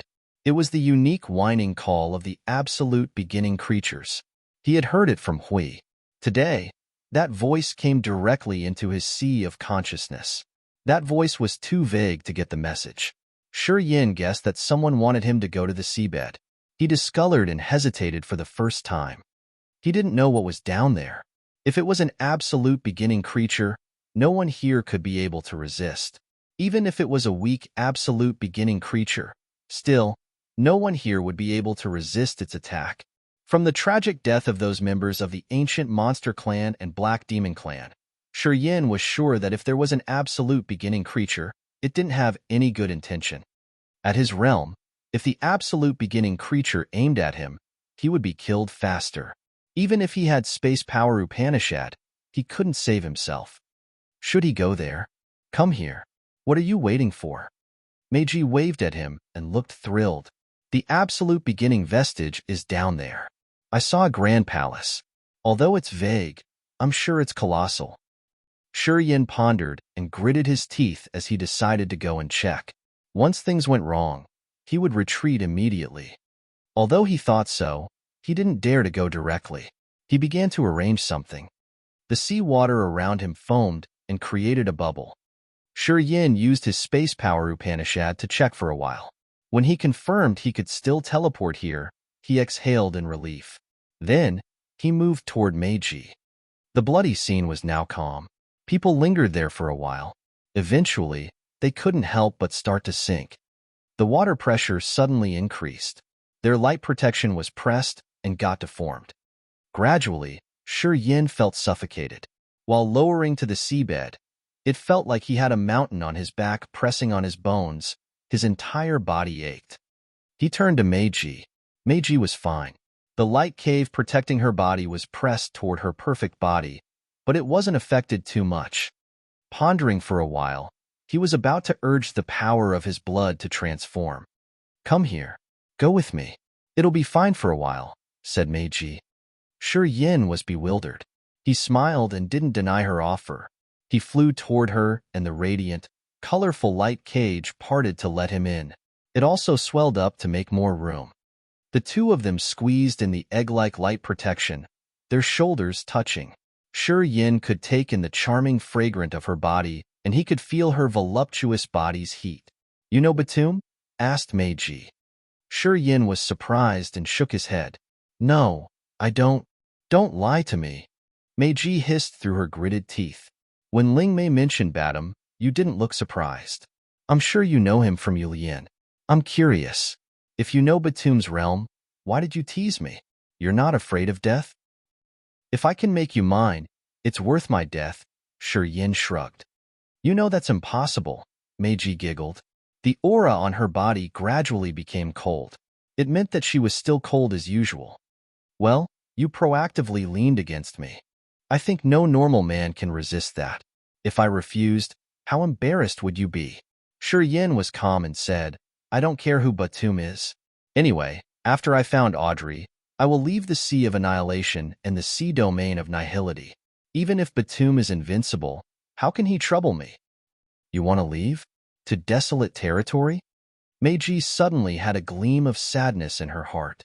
I've not done with you yet, and you say you're leaving? Done?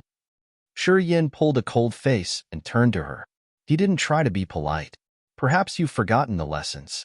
But you should know that with your current condition, you still need a little more to trouble me. It's true that I'm not fully recovered. Anyway, do you think that I don't have any solution? Meiji was enraged. Yin snorted and didn't quarrel with her. He pulled himself together to observe the underneath. A massive light dome like an arch of heaven slowly emerged. The area under that dome was grand and imposing like an ancient ruin. As the light dome was protecting them, the ruins weren't soaked in seawater. The light dome had so many bloodlines, which were like connected ditches. A pungent smell invaded their nostrils. Yin frowned and observed. He was startled when he found it. Those bloodlines are bloody streaks of the warriors who were killed recently. It's some sort of blood sacrifice. It requires blood to activate the light dome. You mean we can get in there? The green bubbles disappeared because of those who were killed earlier? Their blood was enough to activate this thing? Meiji caught the key words. Yin nodded. How did you know that? Meiji was so surprised. Intuition, said Yin. It was actually his intuition. Looking at the light dome as big as the arch of the sky and the ancient buildings that were now in ruins, Yin had a familiar feeling. Yin had glanced at the blood streaks on the light dome and somehow, he knew that some sort of blood sacrifice was needed to activate that thing. This feeling was strange, but Yin thought it was true. Chapter 1422, Penetrate. Chapter 1422, Penetrate, Yin and Meiji continued to sink deeper. This light dome looks really vast. This ruin is really colossal. It's so amazing. Meiji frowned and observed the area beneath through her light cage. She turned to Yin. Do you feel better now? Yin smiled. The water pressure is so formidable. You've been in this sea of annihilation for many years. You must have gone down here several times. Why didn't you find this vestige? I've explained it to you. The Sea of Annihilation can be as vast as an entire territory. I can't endure the pressure at the deepest area. It's true that I often move around undersea, and I found some strange areas. But it's the first time I saw such colossal ruins that are like this. Meiji pulled herself together and glanced at Ling Mei. I don't get along with that woman. We have competed many times in this Sea of Annihilation. I hope you don't establish any relationship with her. What kind of relationship can I establish with her? Yin felt funny. You better not. Ling Mei is the expert in charge of the Sea of Annihilation of the mysterious Sky Clan. We've been competing for a long time, but I can hardly defeat her. This time, I have to defeat her once. Meiji was resolute. While talking, her milky breasts shook and made enchanting, seducing waves. Yin's eyes became hot as he grinned. His line of sight fell on the cleavage between her breasts. I'm some kind of key point in the battle between you guys? Yes, Meiji didn't deny. She admitted naturally. Since we were in Dragon Lizard Star, Tu Shiqi and Ye Yun have tried to create a good relationship with you. I think they know you have dark energy too, right? Yin nodded. I knew it. If you didn't have dark energy, which ensures your breakthrough to the Territory Ancestor realm later, how could they appreciate you that much? Ling Mei is the same. She expects to recruit you to be the non-native officer of the mysterious Sky Clan. That's how they will try to get one more Territory Ancestor realm expert. Meiji sighed sadly. To the 7 great clans, competing for experts is crucial, and recruiting the Territory Ancestor realm experts is the fiercest competition. A Territory Ancestor realm expert can even change the general competence of one of the 7 clans. My clan didn't care about Batum's bad reputation, and they are willing to sacrifice me to recruit him. It's because he'll definitely enter the Territory Ancestor realm. Then why don't you sacrifice yourself and marry Batum to increase your Phantom clan's competencies? Yin didn't smile and looked at her nonchalantly. You're so dedicated to the Phantom clan. For the clan's welfare, it is logical for you to give yourself up to it, right? You want me to marry Batum? Meiji suddenly quieted down. After a long moment, she asked with a cold face. It has nothing to do with me. My feelings can't affect you. I'm just curious, Yin said calmly. You don't want it. It's obvious. Why don't you dare to violate your clan's rule? Meiji's face was bitter. She shook her head and said in agony, I can't turn my back to my clan. Also, I don't dare to lose my clan's protection. Why? Asked Yin. What I got today is all because of my clan. My family is there. Also, I've done many things for my clan lately. I've killed many people. They want my life. As I'm with my clan, they don't dare to attack me. If I leave the Phantom clan, I can't live in peace, sighed Meiji. If Batum breaks through to the Territory Ancestor realm fast, what will you do when he asks your clan to fulfill the promise? Asked Yin. I don't know. I really don't know, and I don't dare to think too much about it. Meiji's charming face was filled with puzzlement. She herself didn't have an answer. Yin didn't ask further. They had landed above the light curtain. The light curtain was like an arch of a sky covering the ruins beneath and preventing the sea water from getting through. This light curtain had a lot of magical absolute beginning tadpole symbols, which were moving and wiggling as if they had a life and consciousness. The blood streaks scattered here and there on the light curtain. Yin focused and found that he couldn't see where the light curtain ended. 5 colors waves rippled from the light curtain and expanded toward Yin. He was a little shocked. So many waves swarmed toward him and made him restless. He couldn't help but get out of Meiji's light protection. While Meiji was still frightened, he smiled comfortably as the water pressure seemed to vanish into thin air. He quietly watched here and there. Except for him, the others were all acting gingerly. They looked as if they were facing great enemies. Still, they hovered far away from those ripples. Seeing the waves hit Yin but still be comfortable, he even smiled and the others relaxed their tense nerves. A man in black armor from the mysterious Sky Clan standing by Ling Mei deliberately reached out and caught a coming, purple wave. He screeched painfully. Everybody looked at him in fear. They saw the flesh on his arm melt and leave only a piece of white bone. The light purple wave swarmed over and covered him entirely. Shortly after, he was no longer breathing because he was now a white skeleton falling into the bright light curtain. His frame became bone dust and blended with the seawater, washing away. Ling Mei couldn't help but scream ear-piercingly, "Move! All of you! Get away!" Except for Yin, the others didn't need her to remind them. All retreated away as if they saw a ghost in daylight. They were all pale as they looked at those colorful waves. All of them looked aghast. Now, only Yin stood there inside the ripples. He didn't even look a bit troubled.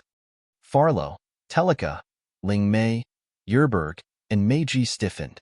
They looked at him as if they were watching a monster. Meiji was bewildered for a while and then said, "Yin, why are you still okay?" Yin had seen the brutal accident happen to that member of the mysterious Sky Clan. He knew why people were skeptical, but he didn't explain. Grinning, he immediately plunged through the light curtain. Magically, the light curtain seemed to make a slit for Yin to go through. On the light curtain, the waves rippled and expanded. Ling Mei and Meiji were so wary of them. They couldn't help but retreat, trying to use their power Upanishad to break and prevent the terrible attack from the colorful waves. "Meiji, you know him well. Do you know what he did to get through the danger?" Yerberg screamed. Meiji frowned. "I just asked, but he didn't answer. I'm like you guys. I don't know anything." "What makes him different from the rest of us?" asked Farlow of the Black Demon Clan. "I heard that this man has a wisp of the soul of an absolute beginning creature. It's what I got." Yerberg initially told the others what he knew. He understands the powers of the dark energy. Hesitating for a while, Ling Mei told the piece of information she had.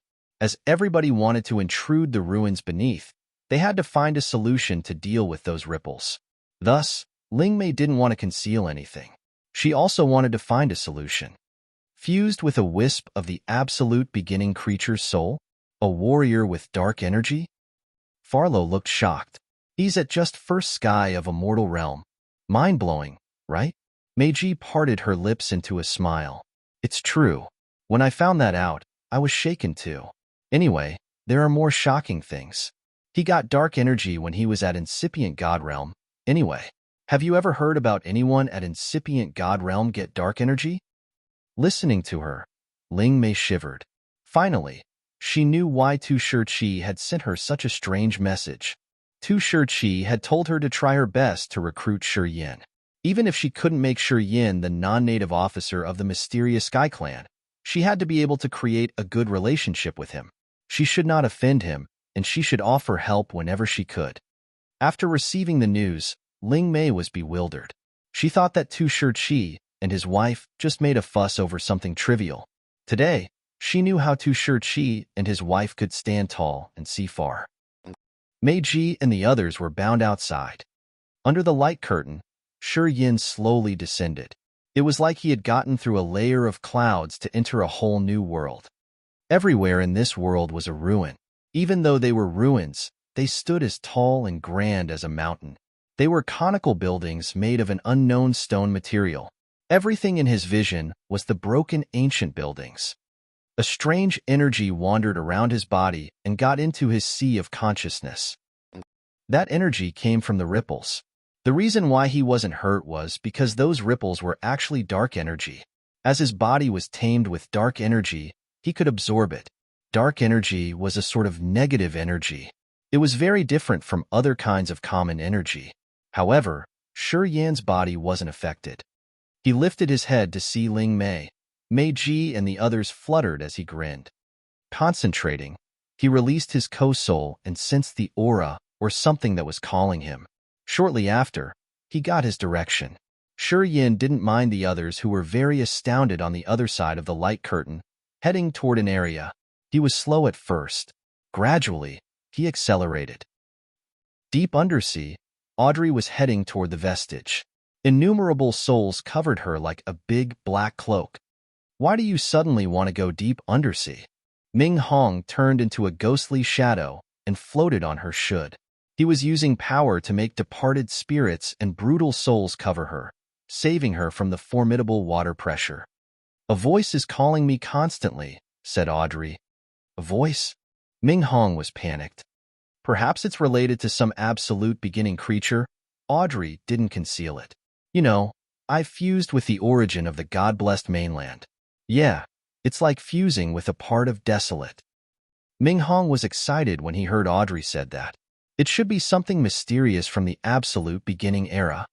"I think so," Audrey chuckled. Shortly after, Audrey had reached the light curtain with countless radiant ripples. With a strange light flaring in her eyes, she released her soul consciousness to check around.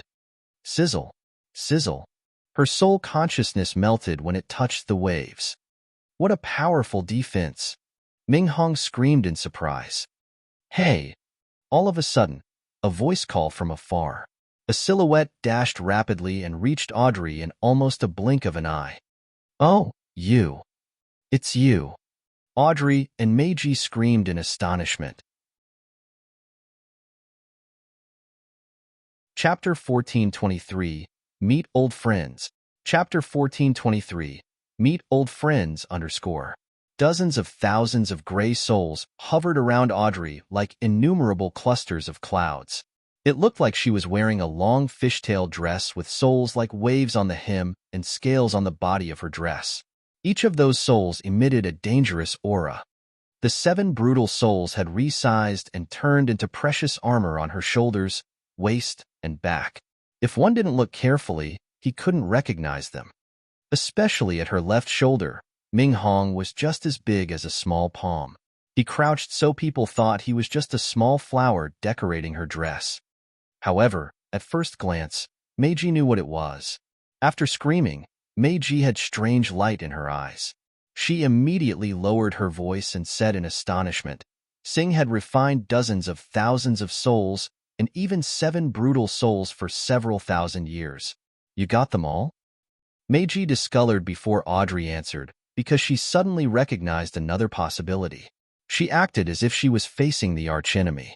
Ice began to appear on her body. "You're Sing, aren't you?" she hissed and felt panic-stricken. Audrey had only incipient God realm cultivation base. She was the most suitable object for Sing to possess.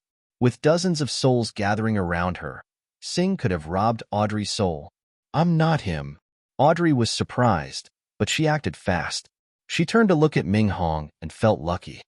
Without Ming Hong, a precursor in her clan at incipient God realm, even if she could use all of her power, she couldn't absorb dozens of thousands of souls that Sing had spent thousands of years to tame and refine. She wouldn't have had such a marvelous encounter. "Prove it." Meiji was cautious. "She doesn't need to do that," Ming Hong snorted. His small body was swelling like a balloon. Shortly after, he became more than 100 meters tall and hovered like a demogorgon above Audrey's head. "This woman is hurt badly. She hasn't recovered yet. The 6 brutal souls and I can deal with her or even kill her." Ming Hong's voice arose in Audrey's head and told her his competence. Of course, Meiji couldn't hear him. Anyway, seeing Ming Hong transform, she knew that he didn't mean good. Her thoughts flickered, and she reacted. You thought that I killed Yin and refined the absolute beginning soul in his soul? I don't think so. Audrey shook her head. You're powerful, but it's not easy to deal with Yin. Anyway, I don't sense his aura on you. Thus, he must be still alive. You aren't Sing. Meiji was surprised. From Audrey's tone, she could guess her real identity. Pondering, she sighed. You're right. I can't refine that rascal. He's right down there. He asked me to find you. Underneath? Yeah, right in the ruins under the light curtain. Only he could get through it. We are stopped here. See those ripples? They're too fatal. We haven't had a solution to dissolve it yet. While they were talking, Ling Mei, Farlow, and Yerberg were using their powers and secret weapons to attack the light protection. The cold blue light stabbed the light dome. Hundreds of small boxes moved like the fish, arraying a formation. Then, all the boxes opened. Thunder reverberated grumblingly. Boom, boom, boom. Thunder roared and sounded like a massive hammer pounding on the light dome. The fatal ripples exploded and created a hole. Teleka nodded, but he actually felt painful inwardly. Lightning flashed. Then, so many lightning balls emerged from the incipient extent above his head before he retrieved the boxes. It was a secret treasure that the territory ancestor realm precursor in his clan had awarded him when he had broken through to the immortal realm. It was so strong, but he couldn't use it continuously. It was his life protection treasure, anyway. While trapped in those green bubbles, he had used this treasure to escape. He had used it once. And today, to eliminate the dangerous waves, he had to use it again. He successfully created a crack on the light dome. As soon as the crack appeared, Teleka hadn't reacted yet when Yerberg grinned and plunged through the crack first. The black armored men of the mysterious Sky Clan behind Ling Mei also wanted to jump into the ruins. Ling Mei rose one hand to stop them and said earnestly, "Don't rush. Let him go first to check." They halted and appraised their leader for being cautious. They knew that this area was so strange and malicious. That's why their leader had to be Ginger. They then watched Yerberg. Yerberg got through the crack smoothly. Nothing dangerous happened to him. Go. Go. Now. Ling Mei's eyes brightened. Her hot body moved like a flame and dashed faster than Farlow, storming toward the seabed. Farlow and the members of the mysterious Sky Clan followed her closely through the crack, one after another. We should get in there first. We'll talk about it later. While Meiji was talking to Audrey, she still paid attention to the others. Seeing Yerberg worm through the crack, she knew that they had made some progress. She talked to Audrey and then turned into an icy light, shooting toward the crack. Audrey didn't say much. She hurried to follow Meiji. Shadows like arrows got through the crack to enter the world under the light dome. Several seconds after Audrey disappeared, the crack closed. The ripples that had just exploded flooded over and fixed the crack. The light dome closed one more time. Dash. Following the call in his soul, Yin was moving through the vast ruins on the seabed. He glided above the grand, colossal buildings, which looked as small as the rocks. The world inside the light dome was even wider than an entire life star. Yan's released soul consciousness reported to him a vast area, which seemed to not have borders. The call in his soul sounded pretty close. However, when he was pursuing it, it turned to be a great distance. A wisp of soul consciousness was sent to the heavenly fantasy star compass. Checking the time measurement, he was surprised. After entering the light curtain, he had continuously flown without a single second of resting. With the speed of a warrior with space power Upanishad like him, he had flown for half a month. After half a month flying crazily without a moment for rest, he could get through half of the entire agate star area. However, he hadn't reached the location of the call, which sounded within a reach in his mind. The world under the light dome was indeed immensely vast. He had spent his efforts traveling for 15 days. He didn't have time to observe the colossal buildings underneath. Also, as he hadn't noticed those ancient ruins, he didn't know they were built in many strange shapes. An egg, a cone, a tower, and something bizarre. They were really different. Sometimes, something shimmered deep in those ruins. It seemed like there was a cold metal piece there. In a short glimpse when he glided over, he could catch their light. Yin didn't mind them much. Time flew as fast as the shutter. 5 days passed like a blink of an eye. Yin halted and looked ahead as he couldn't subside his surprised countenance. A massive building stood like a soul altar with hundreds of floors. Those floors stacked up and created a building like a 10,000-meter-high mountain. This ancient building had countless windows, and each of them was large, though. Also, surprisingly, it was well preserved. There was no discernible damage. The archaic soul altar-like building was shimmering in a metal gold light. Countless magical tadpole symbols were like billions of fish swimming on the building unceasingly. However, at a closer look, even though there were billions of symbols, all of them were the same. They were an unknown, absolute beginning word. Billions of identical symbols were moving around the walls of the massive, mountain-like building. That building looked like a huge fortress that reached the sky. While the symbols were moving, they lit up the entire building and glowed in a cold halo that could threaten the souls. Yin looked at the building from a far distance. He shivered, his eyes strange. The energy that fluctuated the call came from those billions of symbols. While they were swimming around, the call ran directly into his sea of consciousness. An archaic sound that was replaying endlessly shook his co-soul on the tier of heaven flames. This vibrant call had burst his heaven flames. Thud, thud. 2 sounds of the rock being lifted arose from the ruins beside the ancient building, but they weren't really loud. Yin was sensitive enough to check it. Discoloring, he pulled himself to observe the area, which was relatively close to him. The 2 persons that shouldn't be here emerged from the pile of rocks. They lifted their heads and screamed in fear. Yin. Godlord Brian. Minghao. Yin was so frightened that his heart almost jumped out of his chest. Brian, the chief of the God Clan, and Minghao, the soul control chief of the bloodthirsty force. Hui had used its supernatural power to teleport them away, and now they emerged from the piles of rocks under this ancient building. It was unimaginable. Why are you here? Why are you 2 here? Yin, the God Lord, and Minghao had screamed at the same time. They were so dumbstruck, and they felt that this was really weird. We've been trapped here all the time. Minghao pondered for a few seconds. He stood on the rocks, still in his soul form. While he was talking, he lifted his head to look at the colossal building with countless swimming absolute beginning symbols. He said with respect, "We weren't here at first. Brian had received a call, so we tracked it down and came here. We want to solve this riddle. Anyway, after dozens of years, we couldn't figure out anything." "You also got the soul call?" Yin was baffled. Brian the God Lord was sitting cross-legged. He glanced at Yin, his eyes strange. "It turns out you came here because of the call too. Perhaps it's because the memory I got from fusing with Desolate wasn't enough to decode this mystery.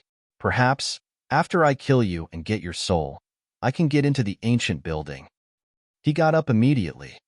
"Minghao, do you want to get trapped here forever, or get out of here? If you want to leave, don't stop me from killing this kid. I want his co-soul. You can have his host soul and his devouring power Upanishad. What do you think?"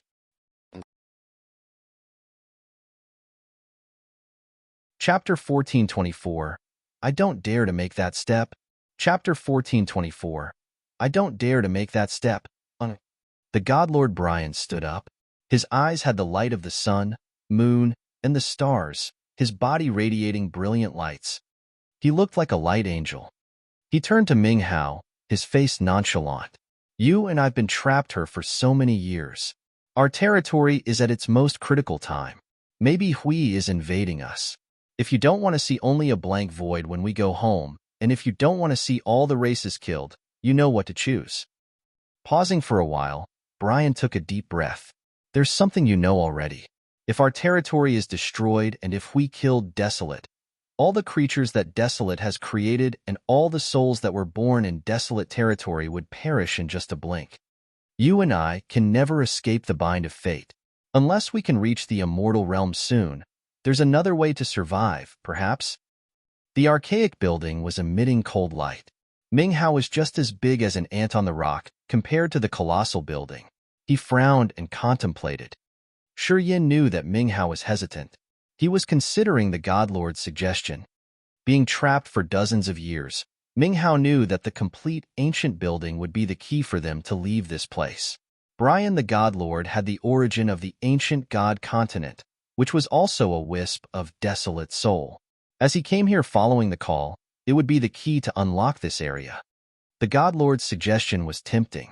Brian wanted Shi Yan's co-soul, and he was willing to give up the host soul with the marvelous devouring power Upanishad, which helped him receive Bloodthirsty's inheritance.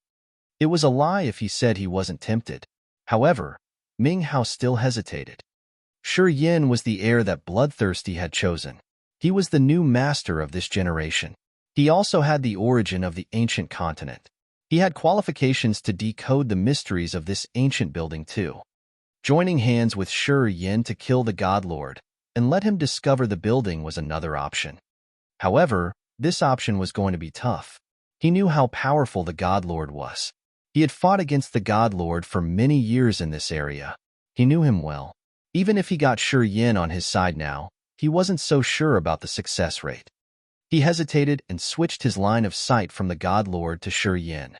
Suddenly, his face stiffened as he pried, "Immortal realm?"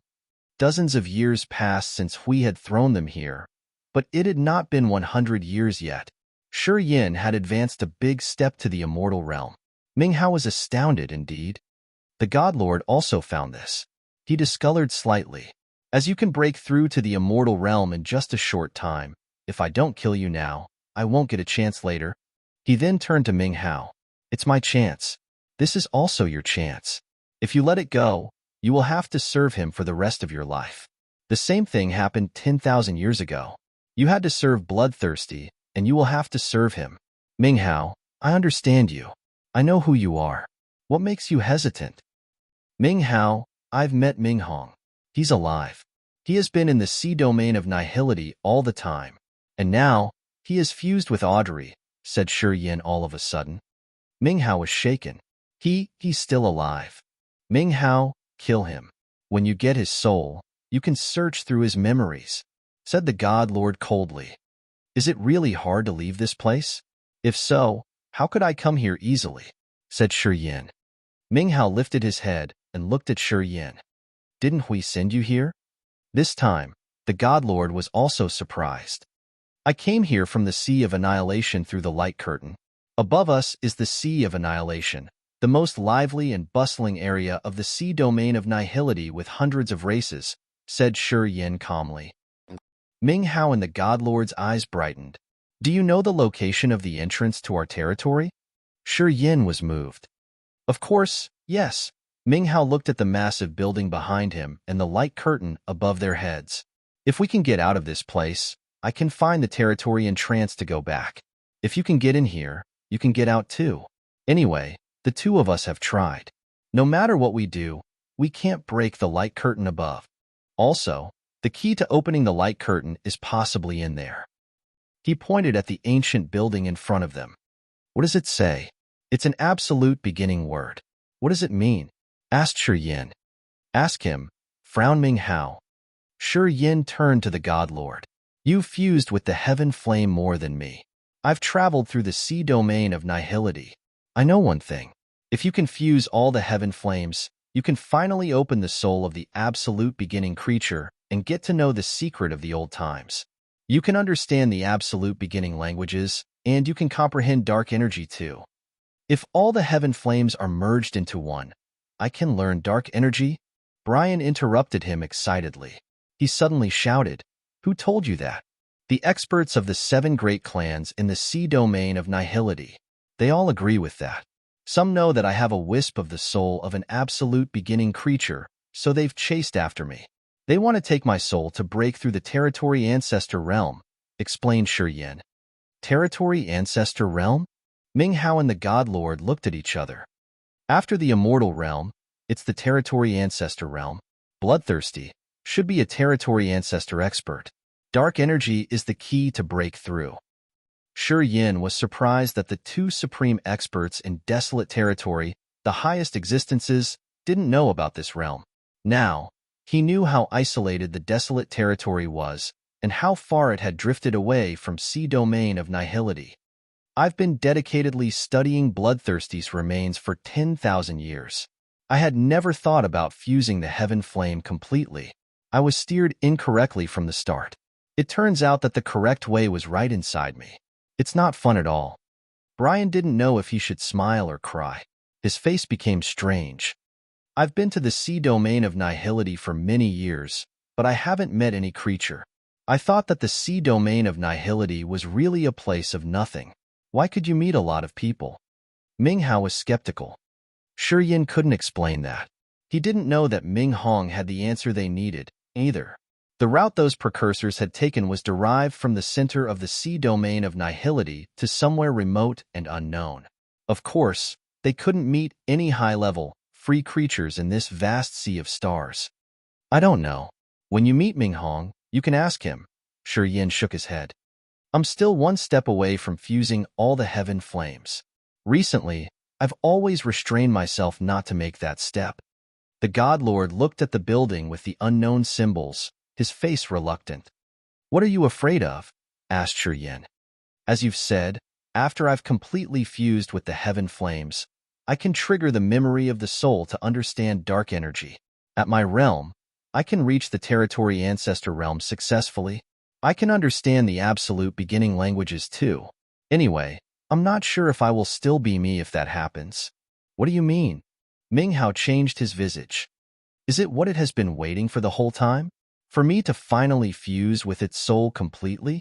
Will I become part of it and lose myself completely? When that happens, who can tell if I will be just a part of its soul and its soul will swallow me completely? It has been several years, and I still don't have the guts to make that step. I'm hesitant because of this, the God Lord whispered. Ming Hao knitted his brows. Shi Yin looked pensive. He understood the God Lord's concerns. In fact, what the God Lord was concerned about was also his issue. He was worried that one day, when the co-soul finally fused all the heaven flames, he would lose himself instantly. The origin of Grace Mainland would replace him. However, he didn't have deep thoughts like the God Lord. I want to ask you, how many souls do you have? Asked Shi Yin. Of course, only one.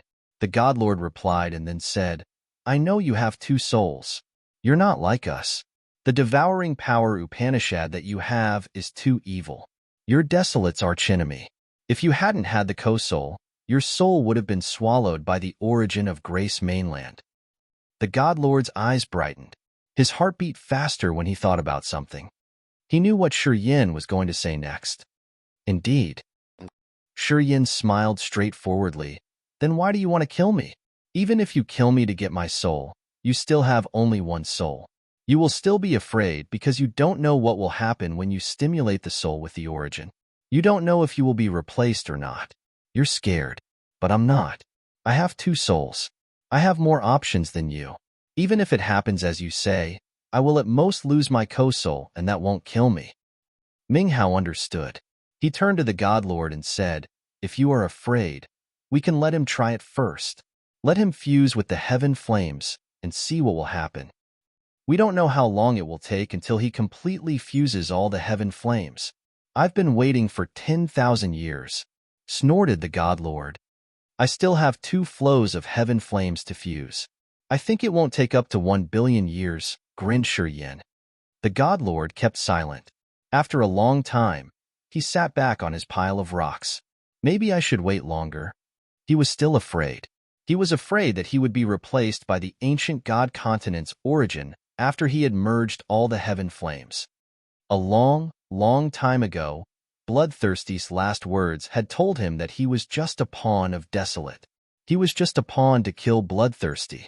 He could feel Desolate's power every minute in his territory. Because he was aware of Desolate's existence, he knew how terrible it was. Thus, he was scared. Also, he had spent 10,000 years studying Bloodthirsty's remains. Headed this as he wanted to learn dark energy. He didn't dare to make the final step. From some aspect, he thought Bloodthirsty was right. So what he said had affected him for 10,000 years. Of course, If he fused with the last heaven flame to perceive dark energy and reach the territory ancestor realm, but was still himself and not replaced by the origin of the ancient god continent, there would be nothing to discuss. If that happened, Bloodthirsty's last words were just a lie to harm him. That expert had arranged him another match that had held him back for 10,000 years, making him stuck at the peak of a mortal realm. The godlord couldn't guess what would happen. He had to wait until Shi Yin had fused the heaven flame to guess and to know Bloodthirsty's real intentions. Chapter 1425. It is life. Chapter 1425. It is life. Underther. Go there and see if you can break the light curtain. While Brian the godlord was sinking in his thoughts, Minghao suggested to Shi Yin to soar up into the sky. Shi Yin nodded and didn't think too much about it. He floated up and flew to the light dome that looked like the sky. After a while, he was hovering right below the light curtain. Observing the ground, he found ruins everywhere. Only the building where Minghao and the godlord were in was intact. Turning into a starlight jet, he tried to pierce through the light curtain. Boom! It was like he had barged into an invisible rubber wall. His body was forced backward. He urged dark energy, hiding his body and storming forward again. Boom! He bounced back again. His body ached so hard that he thought his frame would break. Wincing, he frowned and assessed the light curtain. He found that the ripples were just outside. They didn't exist inside. The light curtain had stopped them. The seawater above the light curtain rolled and seethed. It looked like Shi Yan's impact had created that. A starlight saber stabbed the light curtain. Crack!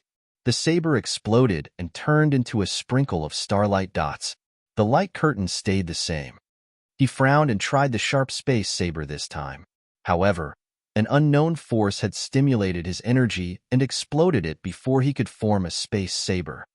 After trying many times, Shi Yin gradually lost hope. His face grew heavy. It's strange. It's like a one-way barrier. I've tried all my tricks, but I can't get through the light curtain. He returned to Minghao and Brian, his face strange. I guess you've tried everything you can in the dozens of years you were trapped here, right? Minghao and Brian grimaced when they heard him. They looked at the building covered with absolute beginning symbols and said nothing. After a while, Brian said coldly, "It seems like it's the key. We were right. If only we can explore this ancient building, we will find a way to leave." Minghao nodded to him as he also agreed with his conclusion. The ruins under the light curtain. As soon as Audrey landed, she didn't say anything but flew toward the direction of the call. It was also where Shi Yin was. Meiji kept an eye on her. Seeing Audrey have a target, she had an idea to follow her silently. Ling Mei, Farlow, and Yerberg landed in the middle of the ruins. They observed and became bewildered upon seeing the massive vestige. This place looks like an ancient city. Something happened, and it became ruins. Yerberg walked around and found nothing precious. It's really massive. We should disperse. Perhaps we will find something. What do you think? Farlow and Ling Mei wore cold faces. Before they found something, they didn't want to start a dispute. They scattered and raked through the ruins with the hope of finding something. After an unknown time, a gray silhouette descended from the sky and landed by Farlow and Teleka. He was extremely ugly and had a fat body like a meatball. His face had so many lumps like toad skin. Briefly speaking, he looked nauseating.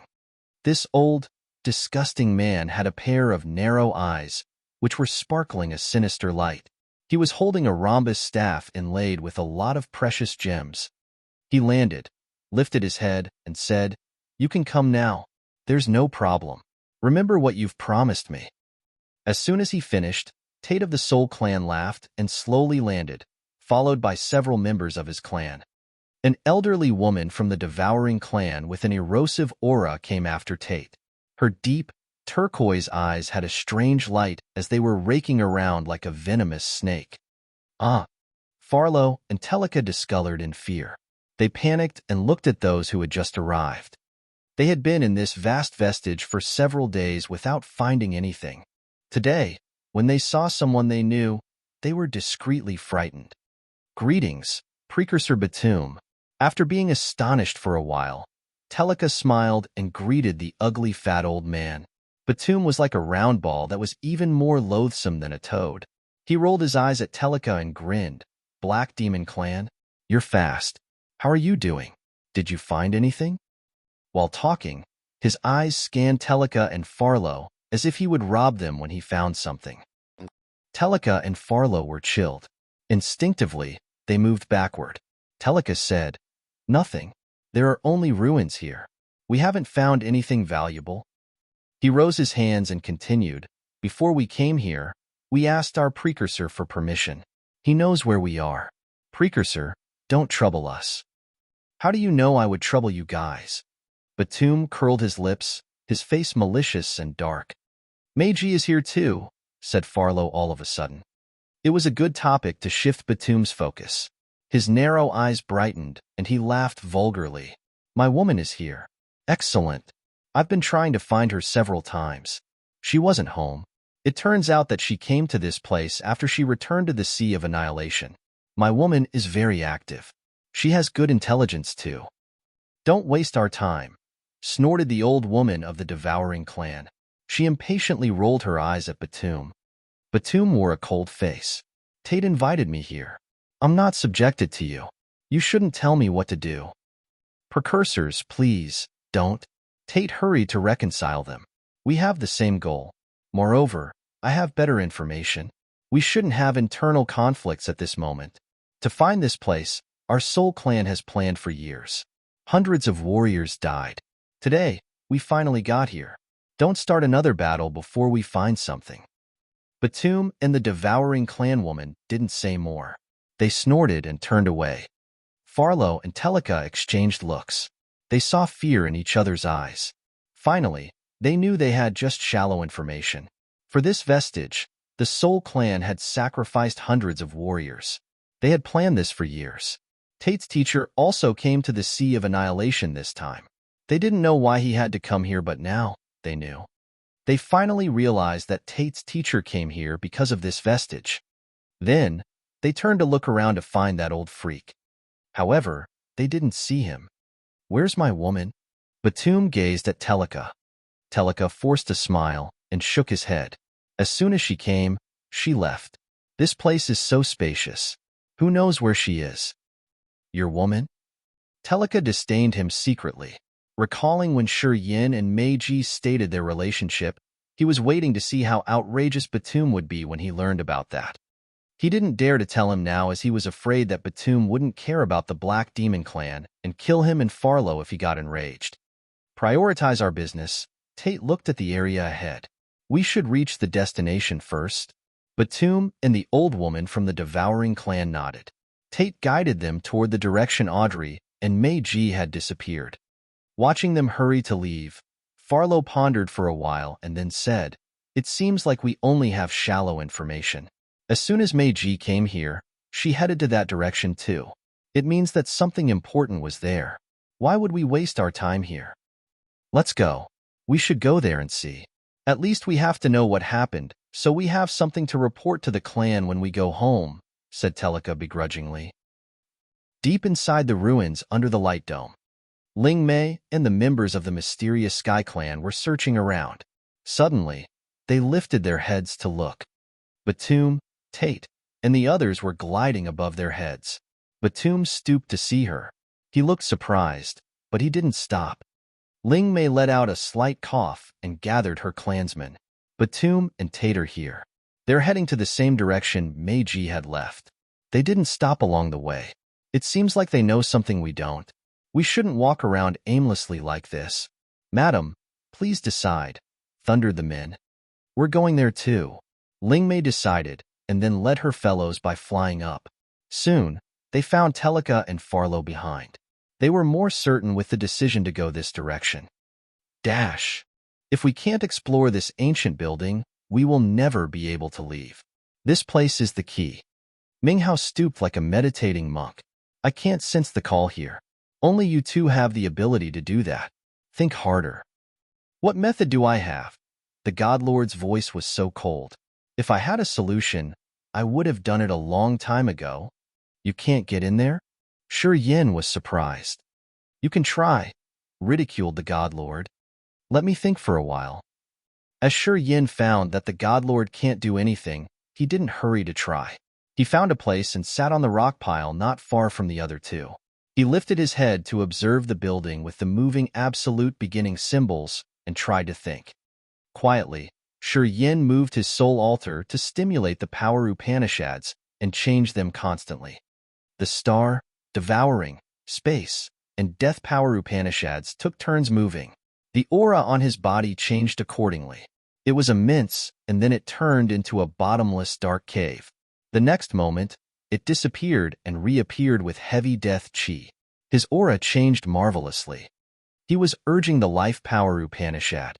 All of a sudden, a strong vibe came from the tier of power Upanishad. The life power Upanishad surged. His head now became a sea of life with endless vitality. Almost instantaneously, billions of absolute beginning symbols on the ancient building glowed as bright as the stars. Brian and Ming Hao discolored as they were dumbstruck. They lifted their heads to look at the brilliant ancient building. At the same time, Shi Yin suddenly understood the meaning of those absolute beginning words. So many identical absolute beginning symbols had the same and only meaning: life. Chapter 1426. The Absolute Beginning Original Symbol. Chapter 1426. The Absolute Beginning Original Symbol, _. The massive archaic building was as big as a mountain. It looked like a tower with hundreds of thousands of windows. Countless absolute beginning symbols were moving on this building. Those absolute beginning symbols represented life. Shi Yin gathered his spirit and observed, revolving his soul altar to stimulate life power Upanishad. Swoosh! His soul altar flew out of his head and moved like a huge cluster of clouds towards the top of the tower-like ancient building. Shi Yin's body was still. His bright eyes were dim and blank. The Godlord Brian and Ming Hao realized the commotion. They emerged from the piles of rocks. Their minds moved along with Shi Yan's soul altar and checked every small change. At this moment, Shi Yan's body didn't have the soul altar to guard and control. He became like a rock statue. If Brian had any dark thought, he could kill Shi Yin easily. Ming Hao discreetly watched Brian. "Don't doubt me. He's still valuable to me. I won't kill him." Brian smiled indifferently. "I'm waiting to see what will happen to him when he finishes fusing with the heaven flames. Moreover, he triggered some changes here. We're counting on him to take us out of here." Ming Hao looked at him in the eyes. Several seconds later, he quieted down. Then, they focused on Shi Yan's soul altar. That soul altar was like a massive cluster of clouds with many tiers. The lowest tier was the Sea of Consciousness, which was a vast, misty sea. Above the Sea of Consciousness was the tier of power Upanishads with some marvelous features. It had a jet-black cave that was moving like a massive mouth that could swallow everything. It was the devouring power Upanishad. It had a galaxy with twinkling stars, the star power Upanishad. There was a crystal ball where the life energy fluctuated continuously. Of course, it was the life power Upanishad. A strange mirror stood on a corner and reflected many different spaces. It was the space power Upanishad. Another section had a whole gray, cold, isolated land with thick death chi. It was the death power Upanishad. Those were the wonders on the tier of power Upanishads. After Shi Yin had reached the immortal realm, his power Upanishads had transformed while he didn't notice. They had turned into tangible matter and stayed in his tier of power Upanishads. The Sea of Fire with the original flames was separated with the power Upanishads even though they shared the same tier. They were like the yin and yang fish. Above the tier of power Upanishads and heaven flames was a star area that had been resized billions of times smaller. It had a vast space, numerous stars where ancient trees, mountains, and rivers grew. Although death chi hovered, there was no creature. It was his incipient extent. Before it opened, it looked a little vague. The co-soul and the host soul occupied the place above the incipient extent and floated like the two gods watching the immense incipient extent, the tier of power Upanishads, and the Sea of Consciousness. The two godlike souls had different positions. The host soul was hovering a little higher than the co-soul. The co-soul was adjoining with the incipient extent. It looked like they had fused with each other, and below them was the tier of heaven flames. The co-soul was floating above the tier of heaven flame and blending harmoniously with the incipient extent. That was Shi Yan's soul altar. Today, the cloud-like soul altar slowly floated. Eventually, it hovered above the top of the ancient tower. The sea of consciousness at the bottom of that soul altar rippled strangely and fiercely. The crystal ball that represented the life power Upanishad on the tier of power Upanishads was glowing in a strange halo with surging vitality. Then, the sea of consciousness began to create many light layers and shroud the colossal tower. Miraculously, the absolute beginning symbols on the tower began to move. From the bottom of the tower, they slowly moved upward and merged with each other on the way. The absolute beginning symbols of the lower floors slowly moved upward and fused with the absolute beginning symbols on the upper floors. It looked like the worms were moving into a small snake. It was utterly bizarre. Brian and Ming Hao looked at each other. Even with their profound knowledge, they didn't know what was going on over there. The only thing they could do was wait. They had to wait until this finished. Meanwhile, they had to try their best to protect Shi Yan to make his body and soul altar get through this peculiar change. I admire this kid. It seems like he got lucky again. Previously, he wasn't even at incipient God realm. After dozens of years, he has reached the immortal realm. He's not far from us, said Ming Hao with some emotion. Brian snorted. Everything is because of the devouring power Upanishad. This sort of energy-collecting evil technique could give him endless ability. With devouring power Upanishad, he doesn't need to worry about not gathering enough energy. However, he still needs to study the realm. You and I understand clearly that realm comprehension is much more difficult than accumulating energy. As he has reached his realm today, it's enough to prove one thing. His innate talent is also ultimately extraordinary, said Ming Hao indifferently. Brian looked pensive. What was taking place in front of him proved that Ming Hao wasn't lying or exaggerating. Although it was the overbearing power of the devouring power Upanishad that had boosted Shi Yan's realm, they couldn't deny that Shi Yan was excellent in learning his realm. With his pride and position, Brian had to admit that Shi Yan wasn't weaker than anyone. They didn't continue their topic and just watched Shi Yan, waiting to see how the situation was going to develop. 10 days flew hurriedly. The absolute beginning symbols on dozens of lower floors were all gone as they merged upward. Afterward, they became more dazzling and livelier. The vitality emitting from them was so formidable. What is going to happen? Muttered Ming Hao. The Godlord was waiting. He was waiting for Shi Yan to solve the riddle of this ancient building. He longed to get back to desolate territory. As the chief of the God clan in desolate territory, he understood that his homeland was at a critical moment because of Hui. He was worried about his fellow people and desolate territory. He wanted to leave as soon as possible. Suddenly, he frowned and looked afar. Someone is coming? Ming Hao was startled, but then his eyes brightened as he smiled. 6 hours later, a chilly silhouette came with white mist. As soon as she appeared, she was amazed and yelled, "Uncle!" She looked at Ming Hao and felt both happy and worried. Ming Hao smiled for the first time. Good. Finally, you're here. I heard you got. He smiled and raked his eyes on her as if he was searching for something. His line of sight stopped by the dark figure laying on Audrey's shoulder. He was shocked and he shivered. He made a deep bow. Teacher, you're still alive. Ming Hong grinned strangely. After 10,000 years, you kiddo, you've reached such a realm. You didn't fail my favor that year. Ming Hong was Ming Hao's first teacher ever. He was also his uncle in the clan. Of course, he could show his superiority. Ming Hao bent his body respectfully. Don't worry, teacher. I will help you get rid of the brutal soul bind. I will find a good imperial dark body for you, so you can continue your cultivation. We'll talk about it later. Ming Hong waved his hand and sat up. He was like a little human sitting on Audrey's shoulder. What are you doing here? Swish. Another warrior arrived. Meiji appeared with her mind-stirring beauty. Ming Hao and Brian the Godlord were puzzled. They looked dazzled and stunned, though. However, they had recovered after a few seconds as they had forcefully removed the mind-puzzling state. Meiji looked at them. She didn't know what happened, but the fact that Ming Hao and the Godlord weren't affected by her enchanting technique had frightened her. As soon as she arrived, she purposely used her soul enchanting technique. When she used this powerful technique, even ones with dark energy like Batum were affected. They couldn't recover as quickly as these two did. Brian and Ming Hao had taken only a few seconds to resume their sound minds.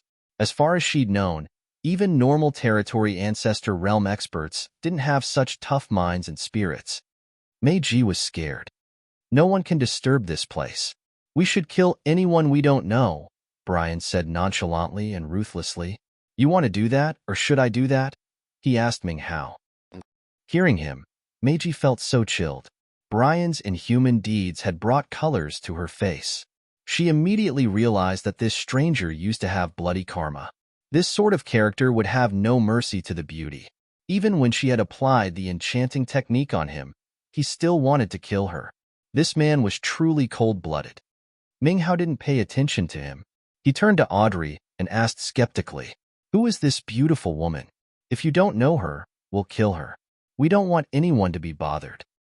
As Ming Hao was the sole control chief of the bloodthirsty force, his hands were soaked in blood. Killing wasn't a burden in his heart. Somehow, it was a fun and enjoyable act. I'm here to find Shi Yin. It was unfortunate for Meiji. She wasn't weaker than Ming Hao and Brian, but she hadn't recovered fully from her previous battle. Moreover, after 10,000 years, Ming Hao and Brian had killed billions of creatures. She couldn't compare to their aura. Instinctively, she was fearful. Looking for Shi Yin? Ming Hao had a strange countenance. He turned to look at the soul altar floating above the massive tower and mocked her. "Oh, dogs will always eat us, *T. This rascal kid always messes with beautiful women. Even when he came here, he still maintained such behaviors." He ridiculed Shi Yin, but it somehow applied on Meiji too. However, after he finished, he found that his niece was blushing. He was so stunned. Are you also with him?" Ming Hao forced a smile, looking at Audrey. Audrey was so embarrassed. The Power Upanishad Symbol Tower. Absolute beginning original symbols. However, at this moment, Ming Hong, who was sitting on Audrey's shoulder, suddenly screamed. He flew out and circled like an ugly bat. I remember it. Singh had an appointment with Tate. They said that they would come to the Seabed to find it. It's real, unexpectedly. He looked at the massive ancient tower and the absolute beginning symbols, and got strangely excited. Chapter 1427. The Ultimate Power Upanishad. Chapter 1427. The Ultimate Power Upanishad. Understood. Ming Hong was like a little bat circling a massive ancient tower. He was cautious enough not to touch the tower. Apparently, he knew its power. Brian and Ming Hao saw his strange deeds, so they stopped paying attention to Audrey and Meiji. Audrey's blushing slowly subsided. She blamed her uncle for his dog-like mouth that couldn't have elephant ivory. He didn't say anything good enough. Ming Hong circled the ancient tower for a while. He seemed to confirm something. Then, he came back to Audrey's shoulder and sighed. I can't believe what Tate had said is true. Brian, Ming Hao, Audrey, and Meiji looked at him and waited for him to explain. Ming Hong didn't go around the bush. Very early on, the Soul Clan knew that the Sea of Annihilation's seabed had an absolute beginning vestige. They have sent a lot of warriors to search and explore. Lately, they found the Power Upanishad Symbol Tower.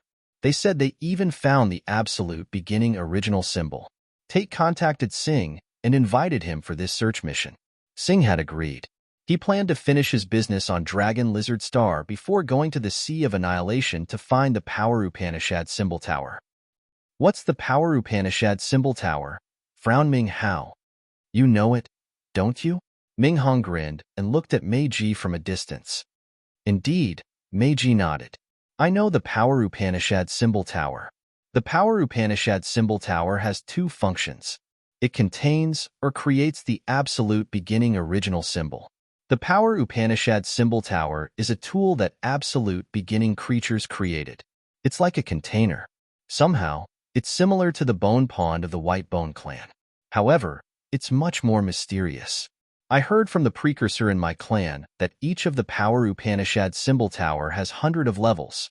To create an absolute beginning original symbol, it requires a lot of things. For example, asked Brian. For example, to refine an ice absolute beginning original symbol, it requires millions of warriors who cultivate ice power Upanishad from the very beginning level to the utmost level to be sacrificial objects. She rose her porcelain hand and pointed at so many windows on the massive tower at the lowest level. Those windows lock many warriors cultivating ice power Upanishad. From the lowest level, the warriors' realms are in increasing order: elementary, nascent, human realm, disaster realm, earth realm, nirvana realm, sky realm, spirit god realm, true god realm, king god realm, original god realm, ethereal god realm, incipient god realm, immortal realm, and even experts at territory ancestor realm. As the ultimate powers of the absolute beginning original symbol are different, the arrangement of the warriors at different realms is also different. For example, the elementary warriors could be placed in the lowest 10 levels or up to the 20th level. No matter what thought, the low realm warriors are placed lower as a foundation. Look at it. You can see that the lower levels of the tower are large. The number of warriors that act as a foundation could be millions. Also, there are actually so many of them to be found. The tower gets smaller all the way to the top with fewer and fewer windows. It's because the higher the realm of the warriors, they are harder to find. See, there are around dozens of windows for incipient god realm and 10 windows for immortal realm. Above them is the window for the territory ancestor realm. It can vary. If they want to refine the top quality absolute beginning original symbol with the ultimate supernatural power, they will need at least one expert at territory ancestor realm. The refining process is simple. Once the Power Upanishad symbol tower opens, it will take the streaks of Power Upanishad in those warriors cultivating ice power Upanishad imprisoned in those windows. Then, their spirit, soul, and chi will become one absolute beginning symbol representing ice power Upanishad. After that, it will leave the window and move around the Power Upanishad symbol tower unceasingly. If all those absolute beginning symbols merge together, they will create an absolute beginning original symbol, which carries the supernatural abilities of a Power Upanishad.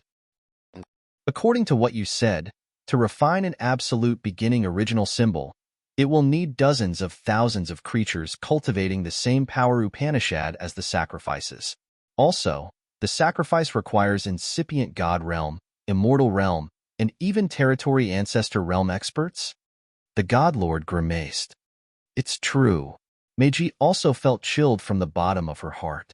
To receive the ultimate Power Upanishad from the absolute beginning original symbol, it will need a territory ancestor realm expert as a sacrifice. The ultimate Power Upanishad? Minghao was also astounded. The absolute beginning creatures could create billions of lives in their own territory in that era. Those creatures were used as sacrifices to refine the absolute beginning original symbol. It's like how we breed and grow spirit beasts or herbs until they are at a specific strength or qualification when we will kill them or harvest them to refine tools, weapons, and pellets. Explained Meiji. Brian and Minghao exchanged looks. Their countenances became odder as they sighed inwardly. They lived in desolate territory where desolate was the lord of all things. If it was as Meiji had just explained, they were the creatures desolate had bred and nurtured to refine as pellets later. They were materials with various qualification. The lowest quality products would become the foundation of the Power Upanishad symbol tower. Experts at their realm could become the sacrifice at the top of the tower. Although their realms were different, their consequences were the same. They were materials that desolate would use to create something. I heard from my precursors that in a territory, after dozens of thousands of years of selecting from the elementary to the incipient god realm or immortal realm, the number of qualified warriors is just enough to refine one absolute beginning original symbol. If they have a territory ancestor realm expert, The absolute beginning original symbol produced will be at a higher quality. The absolute beginning original symbol is much more precious than the immortal pellet. If it's true that the absolute beginning original symbol contains the ultimate power Upanishad, it is. Meiji shook her head. Magical light shot out from her eyes as she watched Shi Yan's soul altar hover above the power Upanishad symbol tower. What is he doing? Brian asked with a dark face. Taking the absolute beginning original symbol. One of his power Upanishads is matched with that absolute beginning original symbol, sighed Meiji. Life power Upanishad. Ming Hao was surprised. The absolute beginning original symbol in that power Upanishad symbol tower is the life power Upanishad. Those absolute beginning symbols mean life. Godlord Brian's heart beat faster. He thought and then clutched his chest, feeling so bitter. Both Brian and Ming Hao didn't cultivate life power Upanishad. Even if they wanted to, they couldn't get it. Moreover, they needed that tower to leave this place. Even if they were indignant, they had to watch and wait for Shi Yan to take the absolute beginning original symbol. Also, when dangers were going to come, they had to protect Shi Yan too. They knew what the ultimate supernatural abilities were. The Blood Soul Sea and the Death and Life Rotating Bridge were Shi Yan's supernatural abilities. They were secret techniques formed with nature's principles, so somehow, they were the gifts of nature. The ultimate power Upanishad was the origin of a power Upanishad, the last and most profound form with the deepest and most magical abilities, which could even become a principle. The ultimate power Upanishad was the principle of a power Upanishad. It was marvelously unrivaled as it was the rules of earth and heaven that even the territory ancestor realm experts couldn't understand. Would it be anything more painful than watching the other take the treasure and have to protect him instead of competing for that treasure? Ming Hao and Brian had twisted faces as if their entire families were killed in front of them. The feeling was like a volcano as they had to suppress them, almost causing internal wounds. Power Upanishad Symbol Tower. It's a Power Upanishad Symbol Tower. We found it. However, Tate's wild laughter came from a far distance. He was screaming, his face eccentric. It's the Power Upanishad Symbol Tower. Really, and it's a complete preserved one. Batum and the old woman from the devouring clan were so excited and shivering. They looked at the Power Upanishad Symbol Tower from a distance, as if they were eyeing countless mountains of gold and treasures. Someone is taking the absolute beginning original symbol. Batum's face was like the face of a strange, wiggling snake. He was extremely ugly. He screamed like he had just gotten stabbed and dashed towards the Power Upanishad Symbol Tower as he thundered, "That darn kid. He doesn't want to live anymore. You think you deserve to compete for the absolute beginning original symbol? You should be dead a million times." Batum. Meiji's face was pale as she whined. Batum stooped to see Meiji. He was bewildered for a while and then laughed crazily. "After I kill that kid and get the absolute beginning original symbol, I will have a talk with you. Precursors, we had a clear deal. You two can take the absolute beginning original symbol. The Power Upanishad Symbol Tower will belong to our soul clan. I'm going to report to my teacher. He'll come shortly." Tate pitched his voice. "Tate, do you know what is the biggest mistake you've made?" The old woman of the devouring clan suddenly smiled eccentrically. Tate was bewildered. "What? You shouldn't do it behind your teacher's back. You shouldn't be so greedy to get this soup for yourself alone. You didn't report this to your teacher. That was your biggest mistake." The old woman from the devouring clan grinned. Her soul altar spun, and a piece of a disgusting swamp swarmed over, covering Tate and some warriors of the soul clan. Within several seconds, Tate melted into the dirty water in the swamp. The old woman got rid of her erosive swamp and looked at Batum. To refine an absolute beginning original symbol, it needs the creatures of an entire territory. Batum, you cultivate alone. Even if you get the tower, you don't have enough power to refine the absolute beginning original symbol. Only the 7 great clans can do that. We should make a deal, shouldn't we? Batum was about to attack her. Realizing that the absolute beginning symbols hadn't finished merging, he halted and asked, "What deal?" "You take this unknown absolute beginning original symbol. You can exchange it for anything from a territory ancestor realm expert with the matched power Upanishad. This power Upanishad symbol tower will belong to our devouring clan. I can pledge that our devouring clan will find the sacrifices to help you refine another absolute, beginning original symbol that matches your power Upanishad. Hissed the old woman. Batum was hesitant. However, Meiji suddenly called him. Batum, if you help our Phantom clan take that power Upanishad symbol tower, I agree with you. I will marry you and serve you as much as you want. I can promise you that the Phantom clan will try our best to refine an absolute beginning original symbol for you. Batum became more hesitant. Batum, it's just a woman. When you reach the territory ancestor realm and you get the absolute beginning original symbol, what else will you not be able to have? The devouring clan old woman sneered. Even right now, I can confine this woman and you can do whatever you want with her. Meiji's soft body quivered. Chapter 1428. Rise the Might in the Foreign Land. Chapter 1428. Rise the Might in the Foreign Land.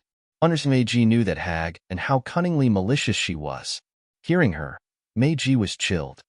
This hag was called Gonfu. She was also an infamous expert of the devouring clan.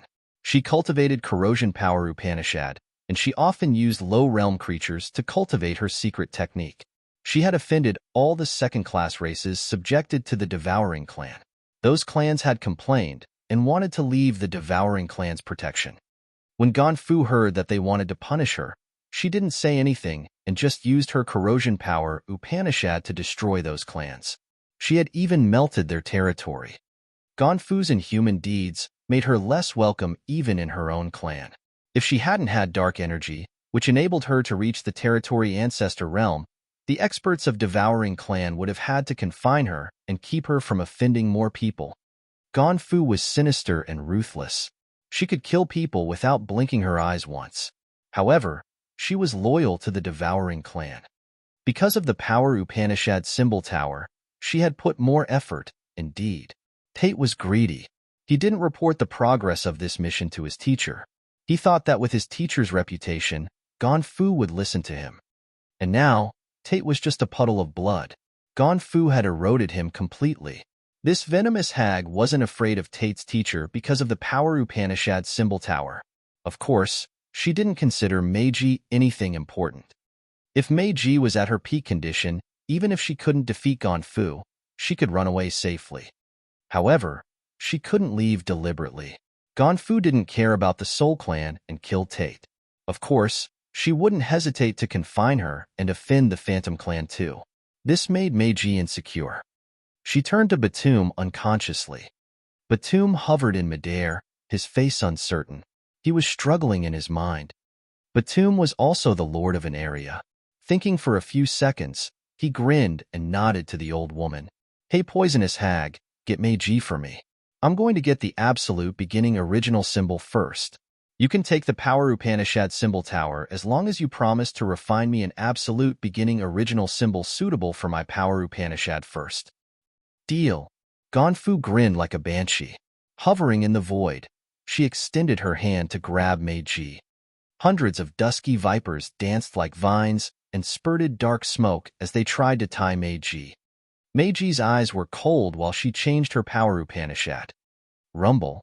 Crystal icicles of around dozens of meters jutted out of Meiji's sexy body. All of them were chilled to the bone and as sharp as a steel knife. Meiji now looked like a big hedgehog with many spikes. I knew you would do that. Gainfu sounded disdainful. The gray vipers were strangely agile. They were hissing ear-piercingly. When the icicles zoomed near, they released a terrifying erosive aura that turned into ash-gray flames and smoke in the next moment and covered Meiji's body entirely. The gray flame was melting Meiji's ice. Meiji can't run now. Gonfu lifted her head with pride and urged Batum. Get down here quickly. She cautiously looked at Ming Hao and Brian. She focused especially on Ming Hao because she felt insecure almost instantly when she saw him. She felt a familiar aura on him. It was like when she was facing extraordinary warriors cultivating soul control power Upanishad in her clan. Among the 8 great, evil power Upanishads, Not many power Upanishads were complete. Many of them couldn't derive the deepest part or the most powerful part of their abilities. Minghao gave her an extremely strange feeling. She thought it was absurd, but she felt like she was facing an expert with complete and profound soul control power Upanishad. While attacking Meiji, she discreetly observed Minghao and tried to find something that could help her get rid of that puzzling feeling. In the same manner, Minghao was also shaken.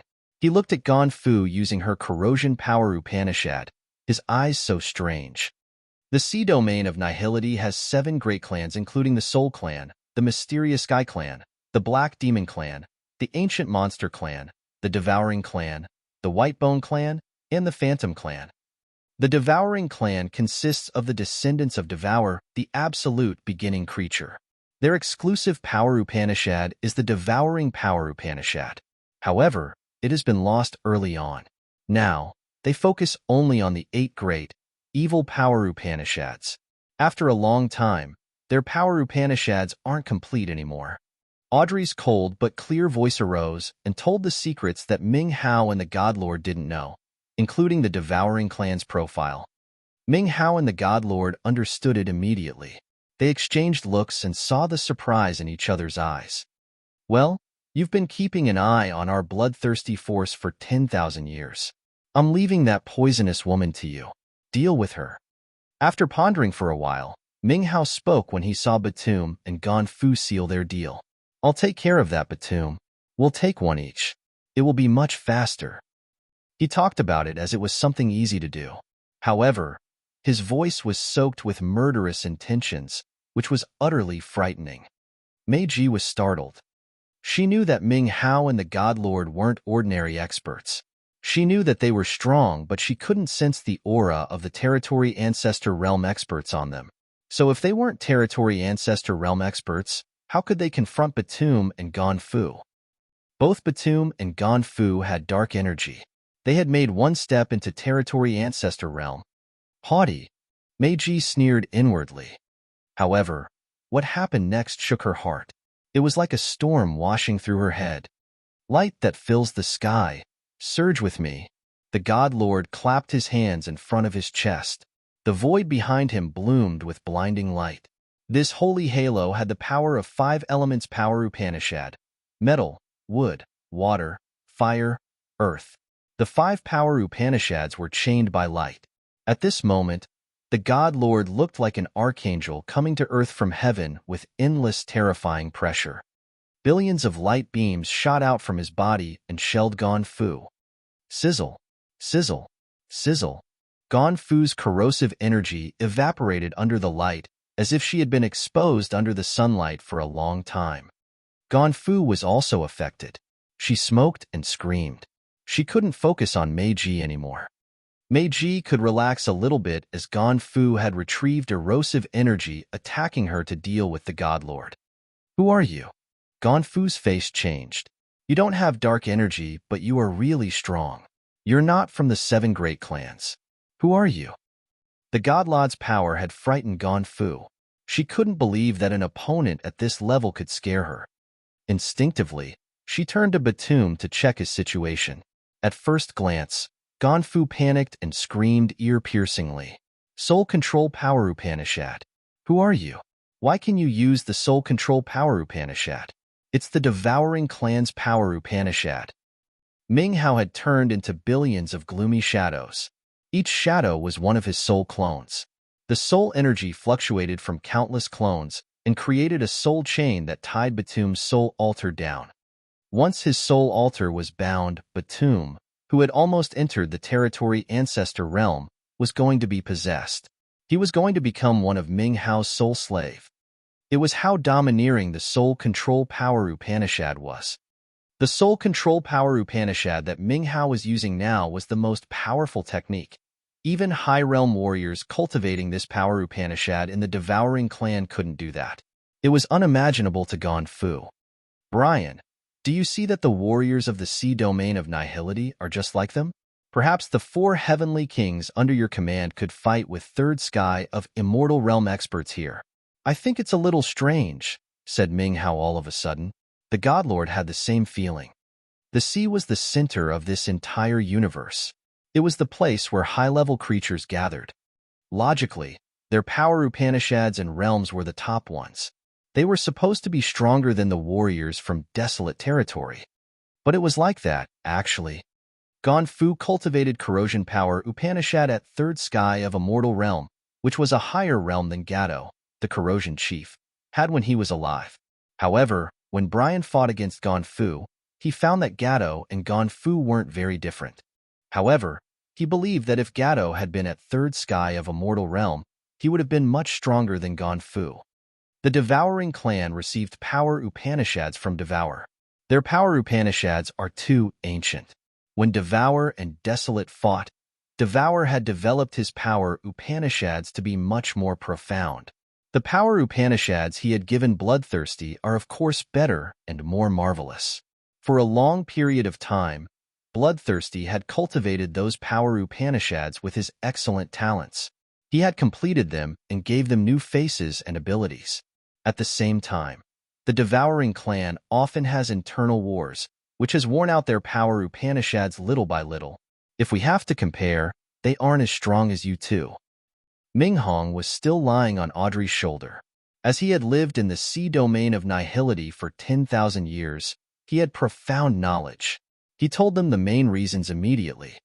Desolate territory was created by Desolate. I heard that a long, long time ago, Desolate was the most outstanding existence. It has two absolute beginning divine weapons too. One is very marvelous. It can create lives. That's why the experts from Desolate territory have the same realms as the warriors from any territory in the sea domain of nihility.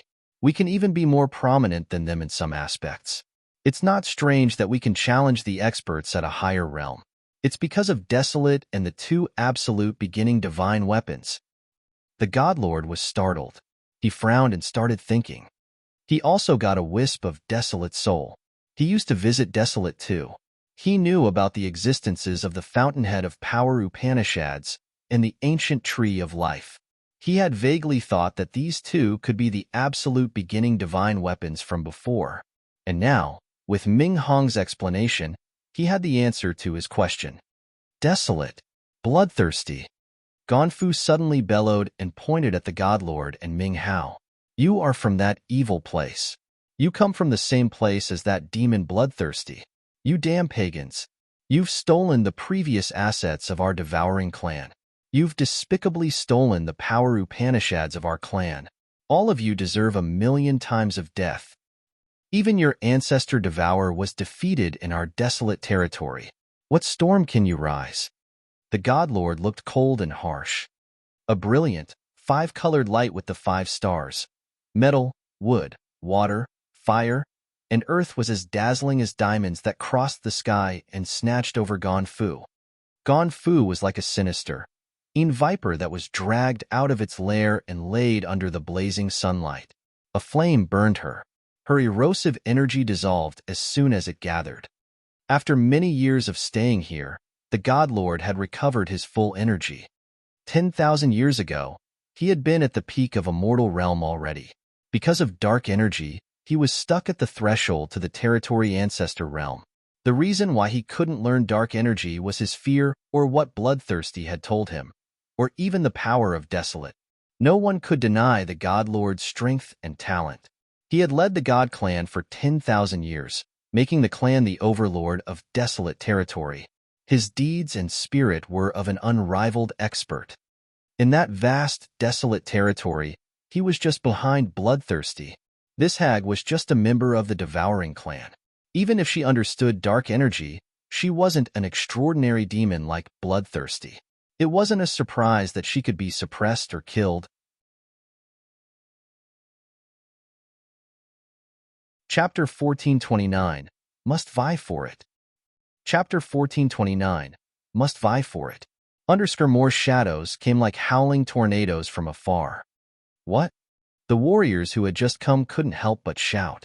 Looking at the scene, they all wore strange faces. Who are these two? They aren't from the 7 great clans or are hotshots of the Sea of Annihilation. So strange. Farlow was surprised as she watched the others. Behind her was Telika and Ling Mei's team from Mysterious Sky Clan. They had followed Fu and Batum here. As soon as they arrived, they found Batum and Fu fighting the others. They were bewildered, indeed. Where is Tate's team? Ling Mei's bright eyes raked around, her face gradually stern. She smelled blood, so she turned to look.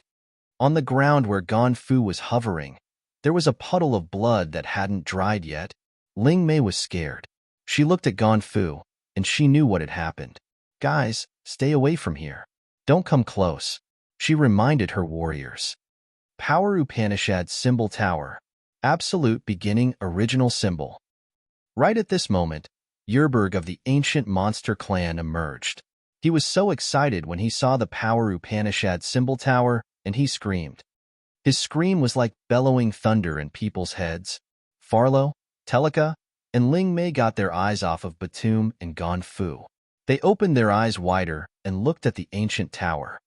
As they were outstanding warriors of the Seven Great Clan, they had extraordinary knowledge. Even though they had never seen any drawing of the Power Upanishad Symbol Tower, they had heard about it. Realizing that the massive tower in front of them was the Power Upanishad Symbol Tower, they were awestruck. Their eyes became hot as the flame of greed was burning in them. They scanned the tower and didn't even blink. What's that? Ling Mei looked at the soul altar hovering atop the tower and couldn't help but yell. Is he taking in the absolute beginning original symbol? Ling Mei's line of sight fell on Mei Ji. Mei Ji looked uneasy and astringent. Argurg. Suddenly, Fu faced the sky and howled. Her body was sweating like melting ice under a dazzling sunlight. Her incipient extent arose containing countless wisps of poisonous gas. Under the gas were so many ponds and swamps in different colors. They were all frightening indeed. At this moment, Fu's incipient extent was covered in immense light. The gas in her world evaporated. The colored swamps with different colors diluted little by little under that light. Gradually, they became clear water ponds. It meant that Fu's erosive energy was drifting away fast. The God Lord wore an indifferent countenance. The light emitted from his body was like an immense sky. It looked like he was sinking in the middle of the great, brilliant halos. The 5 massive planets of metal, wood, water, fire, and earth were like diamonds revolving and relaying intimidating pressure. Fu couldn't stand it. She didn't know that God Lord Brian had fought against the bloodthirsty force for 10,000 years. He understood the power Upanishads of the bloodthirsty force as the back of his hand. After he got the power from Desolate, his light power Upanishad was also the nemesis of the bloodthirsty force. Of course, it had the same fatal effects on corrosion power Upanishad. Batum wasn't in a good condition, either. This ugly old man cultivated storm power Upanishad. Blocks of wildly swirling blasts of wind moved around and merged with each other to create a massive tornado, which was enough to destroy any incipient God Realm expert. Getting inside Batum's stormy field, the immortal realm expert's soul altar could break from the storm. Inside the stormy field, Ming Hao's mind flickered and he had turned into millions of souls. Each of the soul clones was like an eternal flame with a soul-binding power. They acted like chains and coiled around the ugly old man. Batum's stormy field became sluggish, and it ceased at the end. He roared brutally and attacked each of Ming Hao's soul clones. Ming Hao ridiculed and sneered, dashing toward him from every direction. He was like a flooding sea that attacked the ugly old man's soul in every direction. Batum had experienced fighting against the experts of the Devouring Clan, especially the ones cultivating soul control power Upanishad. However, Ming Hao's power was greater than his knowledge and experience. While fighting, Ming Hao's souls could flash and disappear. They seemed to be able to move through space slits to avoid the stormy slaughter. Batum didn't know that besides the soul power Upanishad of the Imperial Dark Tribe, Ming Hao had also cultivated the space power Upanishad altogether. When he joined Bloodthirsty's force, he had begun to cultivate soul control power Upanishad. Not many people knew that the experiences in his 2 previous phases of life had affected Ming Hao greatly. He had cultivated the soul control power Upanishad to a new height. His understanding of this power was even more profound and thorough than Bloodthirsty that year. Of course, His attainment had surpassed the warrior's cultivating soul control power Upanishad in the devouring clan. Batum understood dark energy, but his level wasn't more profound than Yan's. Before he could break through to territory ancestor realm, he couldn't use dark energy's ability. His quality couldn't change a bit. Thus, he was in a disadvantageous situation too. Atop the power Upanishad symbol tower, Yan's soul altar was pressing down like a falling sky. His soul consciousness was affecting the tower. Those absolute beginning symbols were merging upward, and now they were around 10 more levels to the top.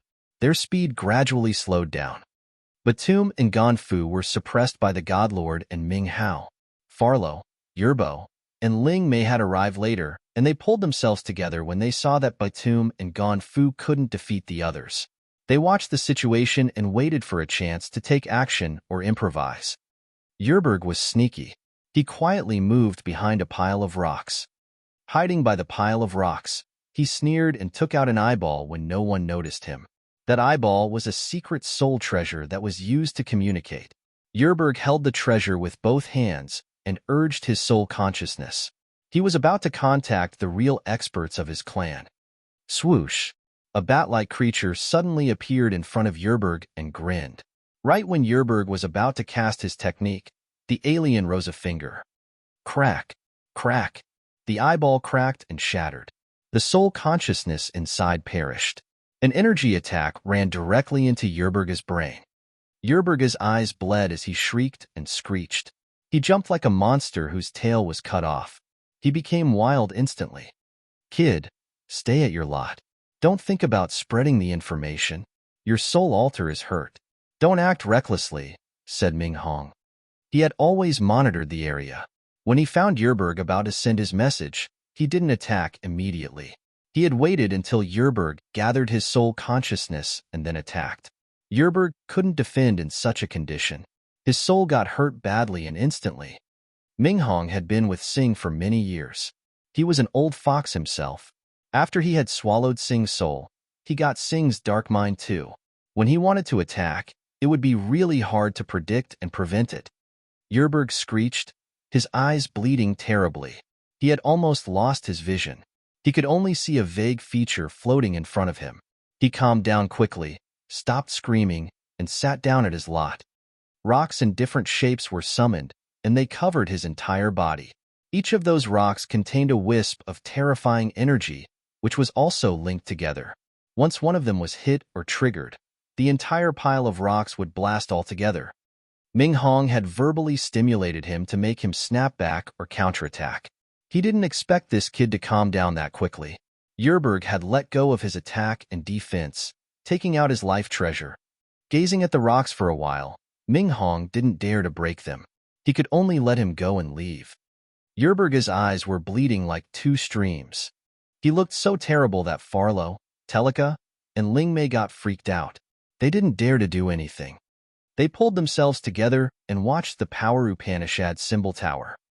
Yan's co-soul and host soul were like angels watching the world from heaven.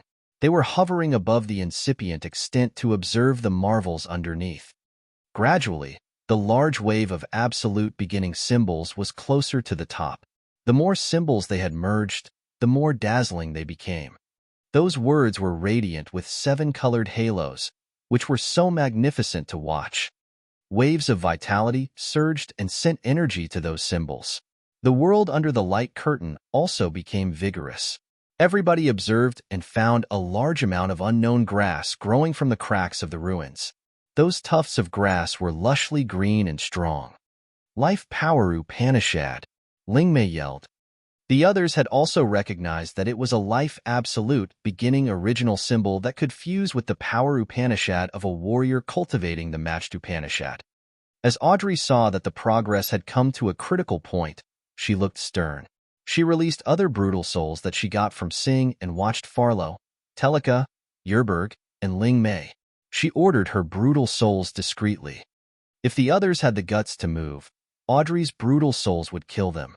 Farlo and Telika understood that if they missed this chance, the absolute beginning original symbol would belong to Yin forever as soon as it reached his brain. They were vying in their minds to calculate while watching Batum and Gonfu. They knew that Batum and Gonfu would risk their lives at this last moment. They would do anything to vie for the absolute beginning original symbol. They were waiting for the two strongest experts to trouble the God Lord and Ming Hao, which would give them a good chance. For the absolute beginning original symbol. For the power Upanishad symbol tower. Risk our lives. Yerberg looked horrible with his bleeding eyes.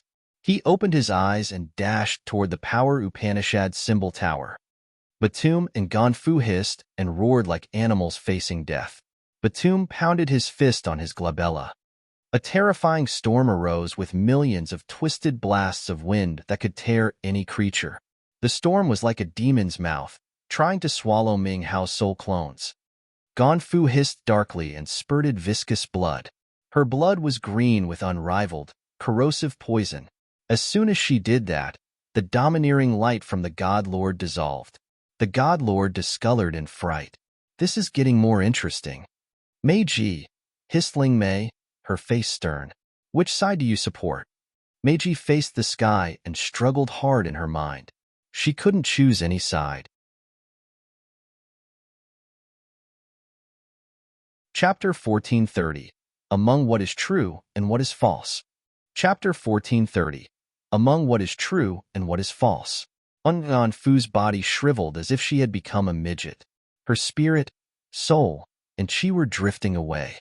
She spurted blood with a pure, powerful erosive energy that unexpectedly reached a terrifying level. The God Lord was stern and insecure because he knew Gonfu was paying with her blood and life to carry out some dark and evil technique. This technique had used an enormous amount of her energy, and it could hurt her soul altogether.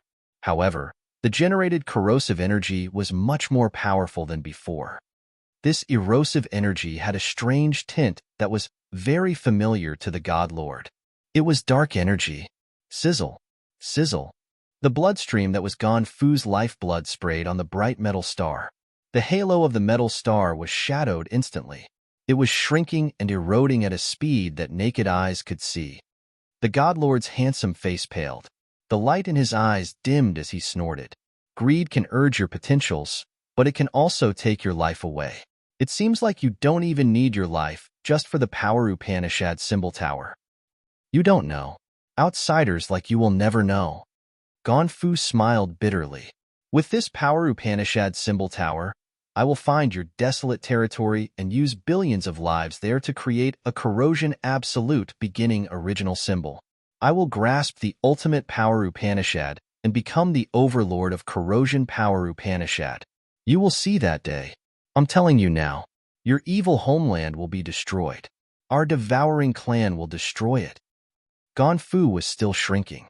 She was dried up as if she had taken all of her blood out. She was using a secret technique similar to the rampage. However, it wasn't as strong as Shi Yan's rampage. Shi Yan's rampage used negative energy from his acupuncture points, so it wouldn't hurt his body. Gonfu's evil technique used her blood to boost the corrosion power Upanishad to the utmost. However, she had to bear a terrible consequence. Her body would rot, and she would have to abandon it in the end. However, Gonfu thought that the power Upanishad symbol tower was much more precious than her body. To get the tower, she didn't regret to pay any price. Sizzle, sizzle. The green blood became a small pond, which was deeply green. Gonfu's dried, withered body hovered above the green pond while she was still gushing out blood and aimed at the God Lord. As soon as Brian's light touched the small, green pond, it got polluted. Slowly, his light lost its purity. It gradually lost the pure holy power. The God Lord pulled a loathing face. Seeing the green pond get out of his restraint, he immediately increased more layers of light. However, his light couldn't stop it anymore. The green pond forcefully dissolved his holy light. Gonfu seized the chance and stormed out. Almost at the same time, Yerberg, Telika, and Farlow soared up and aimed at Shi Yan. Telika grinned. 7 crystal, lightning dragons flew out of his eyes. The dragons had armor-like scales. In the grumbling thunder, they stormed towards Shi Yan's soul altar. Rumble, rumble, rumble. So many long lightning dragons barged into Shi Yan's sea of consciousness. Shi Yan's sea of consciousness seethed. The impact sent starlight dots everywhere. The other observed and found Shi Yan's co-soul and host soul dim out as if they were about to vanish. Telika laughed wildly. No one is guarding you. While you take in the absolute beginning original symbol, it's when you're weakest. Let me see how you can survive. Farlow didn't show mercy. Her eyes shimmered with a strange light. So many light balls like hedgehogs rolled toward Shi Yan's sea of consciousness.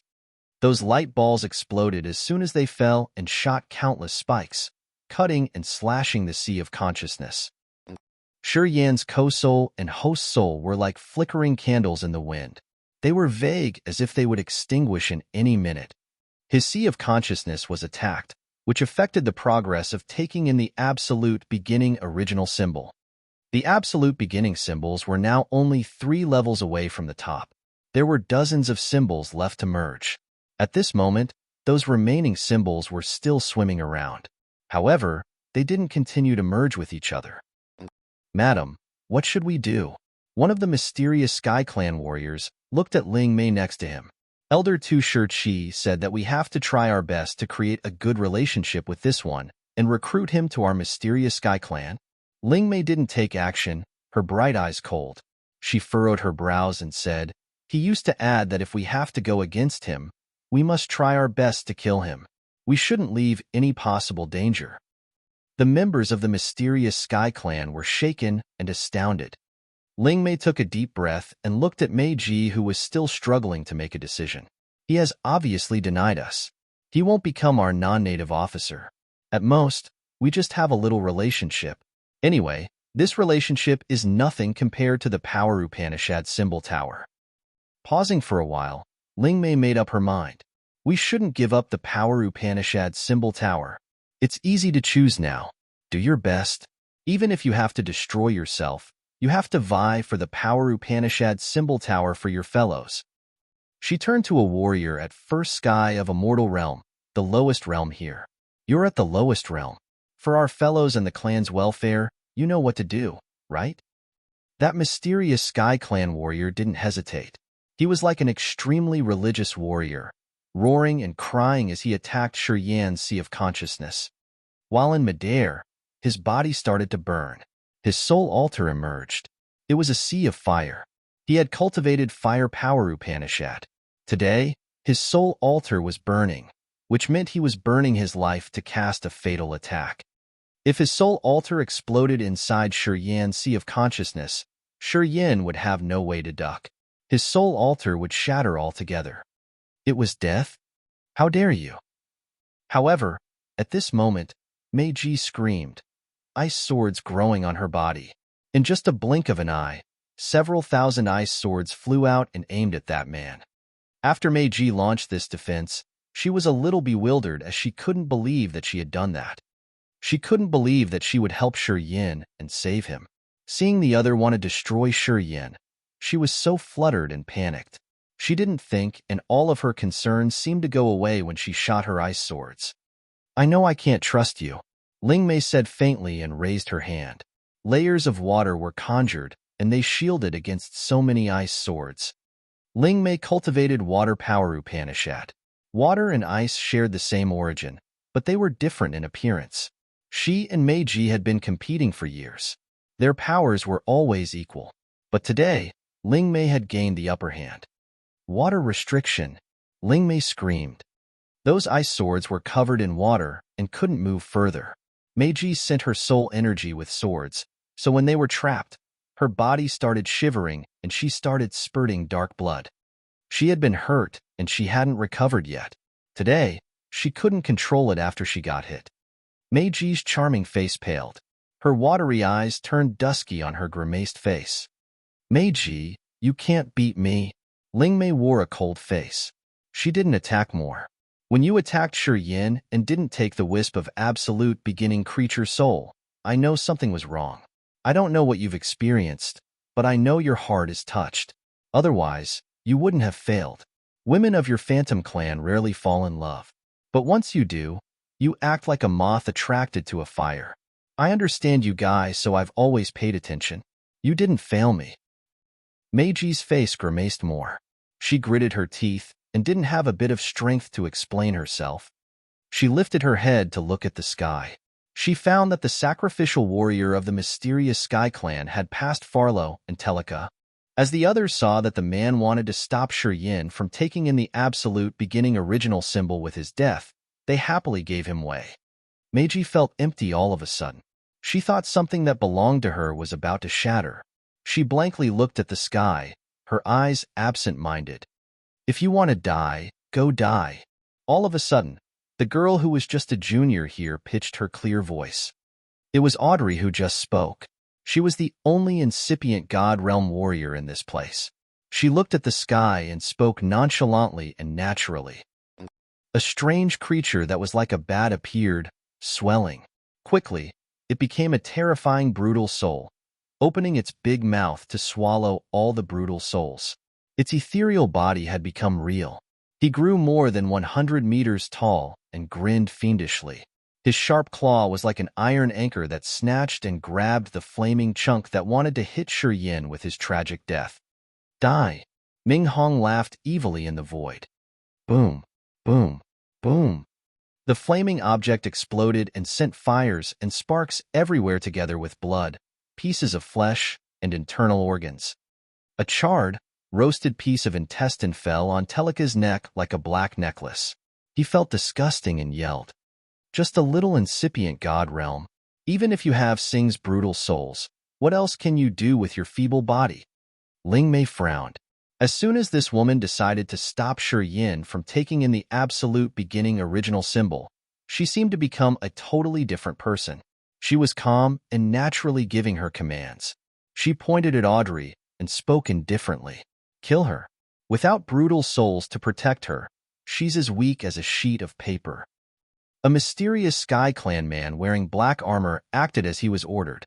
He was holding a jagged saber and filling himself with a brutal, deadly aura. Ming Hong hovered in the void and gathered the other brutal souls to be more frightening. He had swallowed all the brutal souls, leaving Audrey unguarded.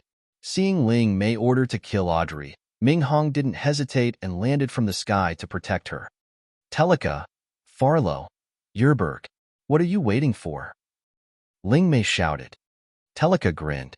Ling Mei, you're always excellent with extraordinary deeds. You're one level stronger than Meiji, indeed. A member of the Phantom Clan who has fallen in love can't compare to you. He laughed and gathered lightning dragons, smashing Yan's Sea of Consciousness one more time. Yan's Sea of Consciousness exploded and created more high waves. His co-soul and host soul looked extremely feeble. The absolute beginning symbols had stopped merging and started slowly dividing. The symbols that had merged with each other seemed to resume their previous condition. They were about to fall back to their previous below levels. Ling Mei looked indifferent even though Telika had just complimented her. She didn't even blink as she looked at the sky and the top of the massive tower where Yan's soul was hovering. All of a sudden, she found something. Her calm face had a gleam of deep fear. No, he isn't hurt. He has the lost devouring power Upanishad of the devouring clan. Your attacks are ineffective to his Sea of Consciousness. Devouring power Upanishad. The supreme power Upanishad of my clan. Gonfu stopped by Ming Hao, screaming and shouting as if she was mentally ill or saw ghosts in daylight.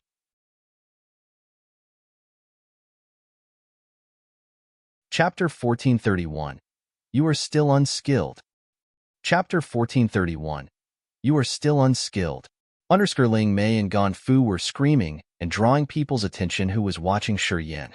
Anyway, they actually had paid attention to the relationship between Yin and the absolute beginning original symbol, the power Upanishad symbol tower previously. And now, after their screaming, they couldn't help but lift their heads to look at Yan's Sea of Consciousness and the tier of power Upanishad. Of course, they saw a jet black hole.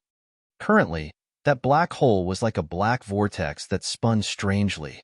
It looked indescribably evil, indeed. People now understood. They all grimaced. They recognized that Ling Mei was correct. They knew the reason why those absolute beginning symbols suddenly stopped merging and seemed to divide. It wasn't because Shi Yin got hit, which discontinued his flow of energy. It was because Shi Yin wasn't using life power Upanishad at this moment. The dark, revolving cave told them that Shi Yin was using his devouring power Upanishad. It was the most terrifying and malicious power Upanishad that has been lost for so many years. It was famous for its devouring ability. It could swallow all kinds of energy and make other races loathe it to the bones. When they recognized that strange commotion, as to prove Ling Mei's assumption, Shi Yan's flickering co-soul and host soul condensed and became clear. The host soul and the co-soul still looked indifferent, as if nothing had happened to them. Ling Mei was correct. Shi Yin wasn't hurt at all. When Telika attacked him, Shi Yin had switched his power Upanishad. He had to pause the fusing process of the life power Upanishad to use the marvelous ability of the devouring power Upanishad. His sea of consciousness had dark energy, so it wasn't just an ordinary sea of consciousness. It had a defensive power created by the powerful dark energy. As he had urged the devouring power Upanishad, his sea of consciousness became like a massive vortex. When Telika's attack came, his sea seethed, which appeared terrifying. However, it actually didn't affect him a bit. While his sea of consciousness surged, the exploding lightning energy slowly subsided. The black hole in his sea of consciousness had taken it all. With space power Upanishad, he had created illusions to cover his actions. Only Brian and Ming Hao could see his sneaky moves. They knew that he wasn't hurt. That's why Brian didn't take action. He even had a faint smile. When Ganfu burst out her deadly power, he didn't stop her. As he didn't even move, Ming Hao could only try his best to interfere with her. Millions of his clones divided and sent a part of them to stop Ganfu, entangling with her for a while. Shi Yin couldn't estimate Ling Mei's deed. Although the mysterious Sky Clan seemed to want to establish an alliance with him, they decided to throw everything away for the Power Upanishad symbol tower at this critical moment. They wanted to take him down at any cost. Ling Mei's cold, calm, and precise orders had affected him greatly. Shi Yin was shaken and insecure when Ling Mei could see what he was hiding. She knew that he had mastered devouring power Upanishad and wasn't hurt. Seize 15-minute for me, or else don't think about getting out of this place. Shi Yan's soul consciousness poured like a stream from the sky and fell on Brian the God Lord. Brian was standing and watching Ming Hao dealing with two opponents at the same time and gradually falling into the lower hand. He had planned to see Ming Hao consume his energy. However, when he heard Shi Yan's voice, he snorted and replied, "You guys of the bloodthirsty force are so cunning. Don't worry. I will take action when I should. But don't dream about me sacrificing my life for you. Ming Hao should be the one who does that for you. If he can't, of course, I will join him. You just enjoy it over there." Devouring Power Upanishad. It's the devouring power Upanishad. Ganfu screamed ear-piercingly, her body shaking hysterically. She was sitting on the green blood pond. At this moment, she had shrunk her body thrice. Now, she was just around 1 meter tall.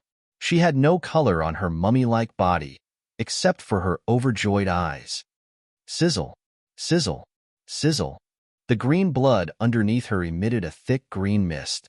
The rotten, corrosive energy from that green mist was so thick that it could rot people's internal organs when they inhaled. Ming Hao's soul clones were afraid of the mist.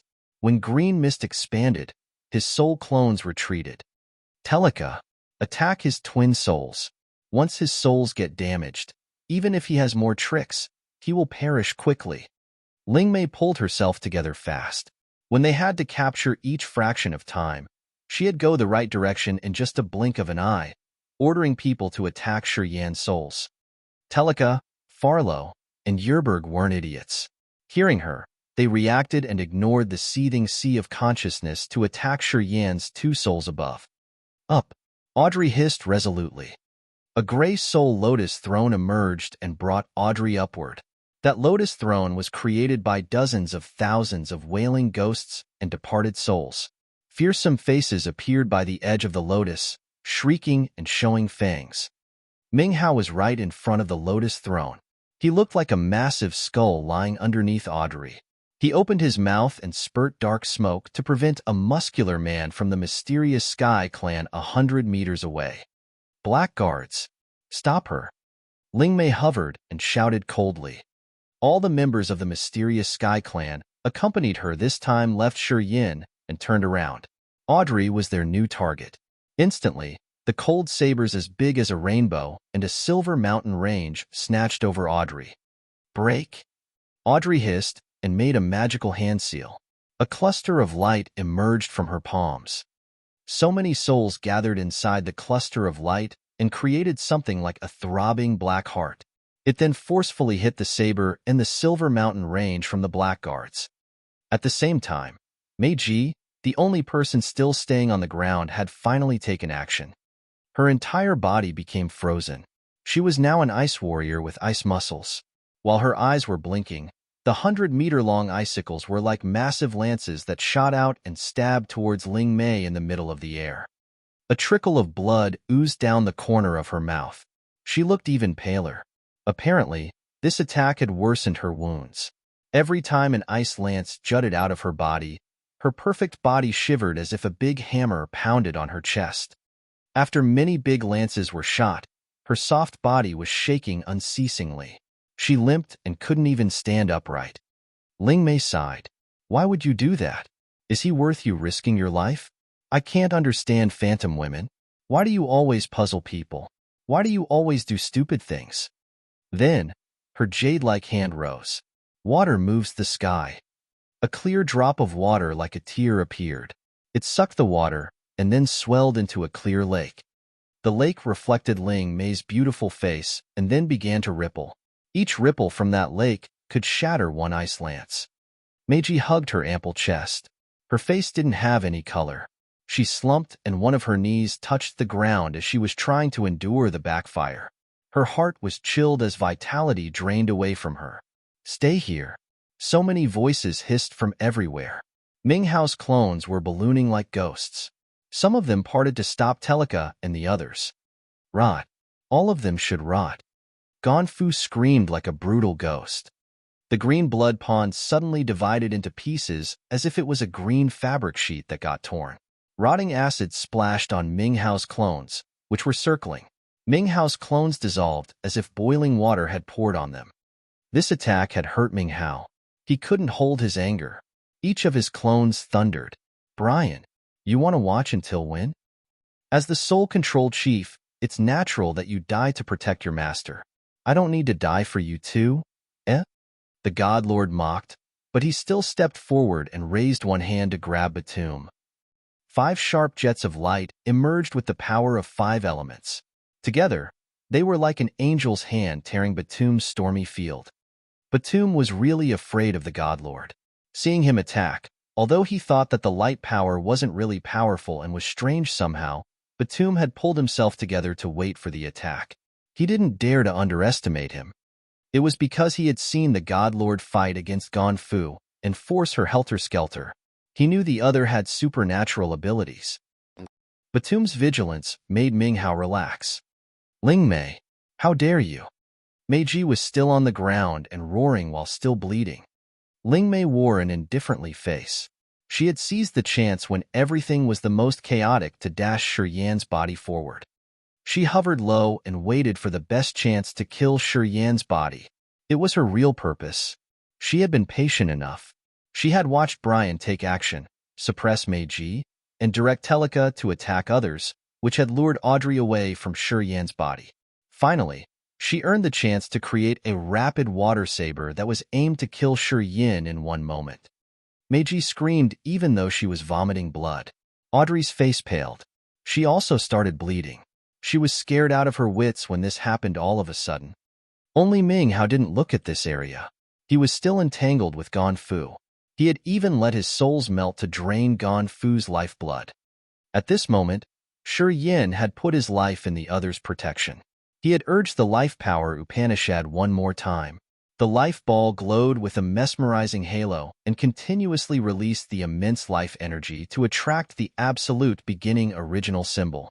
The absolute beginning original symbol that had paused now resumed. Moreover, Its speed got faster so that it wasn't even going to take even 15 minutes. Of course, if the body was destroyed, the soul was going to hurt badly. Even if he had the absolute beginning original symbol and his soul altar couldn't return to the body shortly, the others could still strike him to death. Don't blame me. Blame yourself for having so many marvelous powers. You don't want to join our mysterious Sky Clan. Blame the Power Upanishad symbol tower. It's too important. It's more important than a future territory ancestor realm expert. Thus, I have to kill you. I can't give you more room and time to grow. Ling Mei was discreetly regretful, but her murderous intent wasn't shaken. The water saber didn't halt. That little girl is resolutely evil. However, she's a little unskilled. If we let you get what you want, those who have lived dozens of thousands of years, like us, have lived our lives for nothing? Right before Ling Mei slashed her saber, the God Lord's cold voice suddenly arose. It was strange because the God Lord was fighting against Batum up there in the sky above their heads. I'm sorry. Your tricks are old. We are sick of using them 10,000 years ago. The God Lord tightened his fist.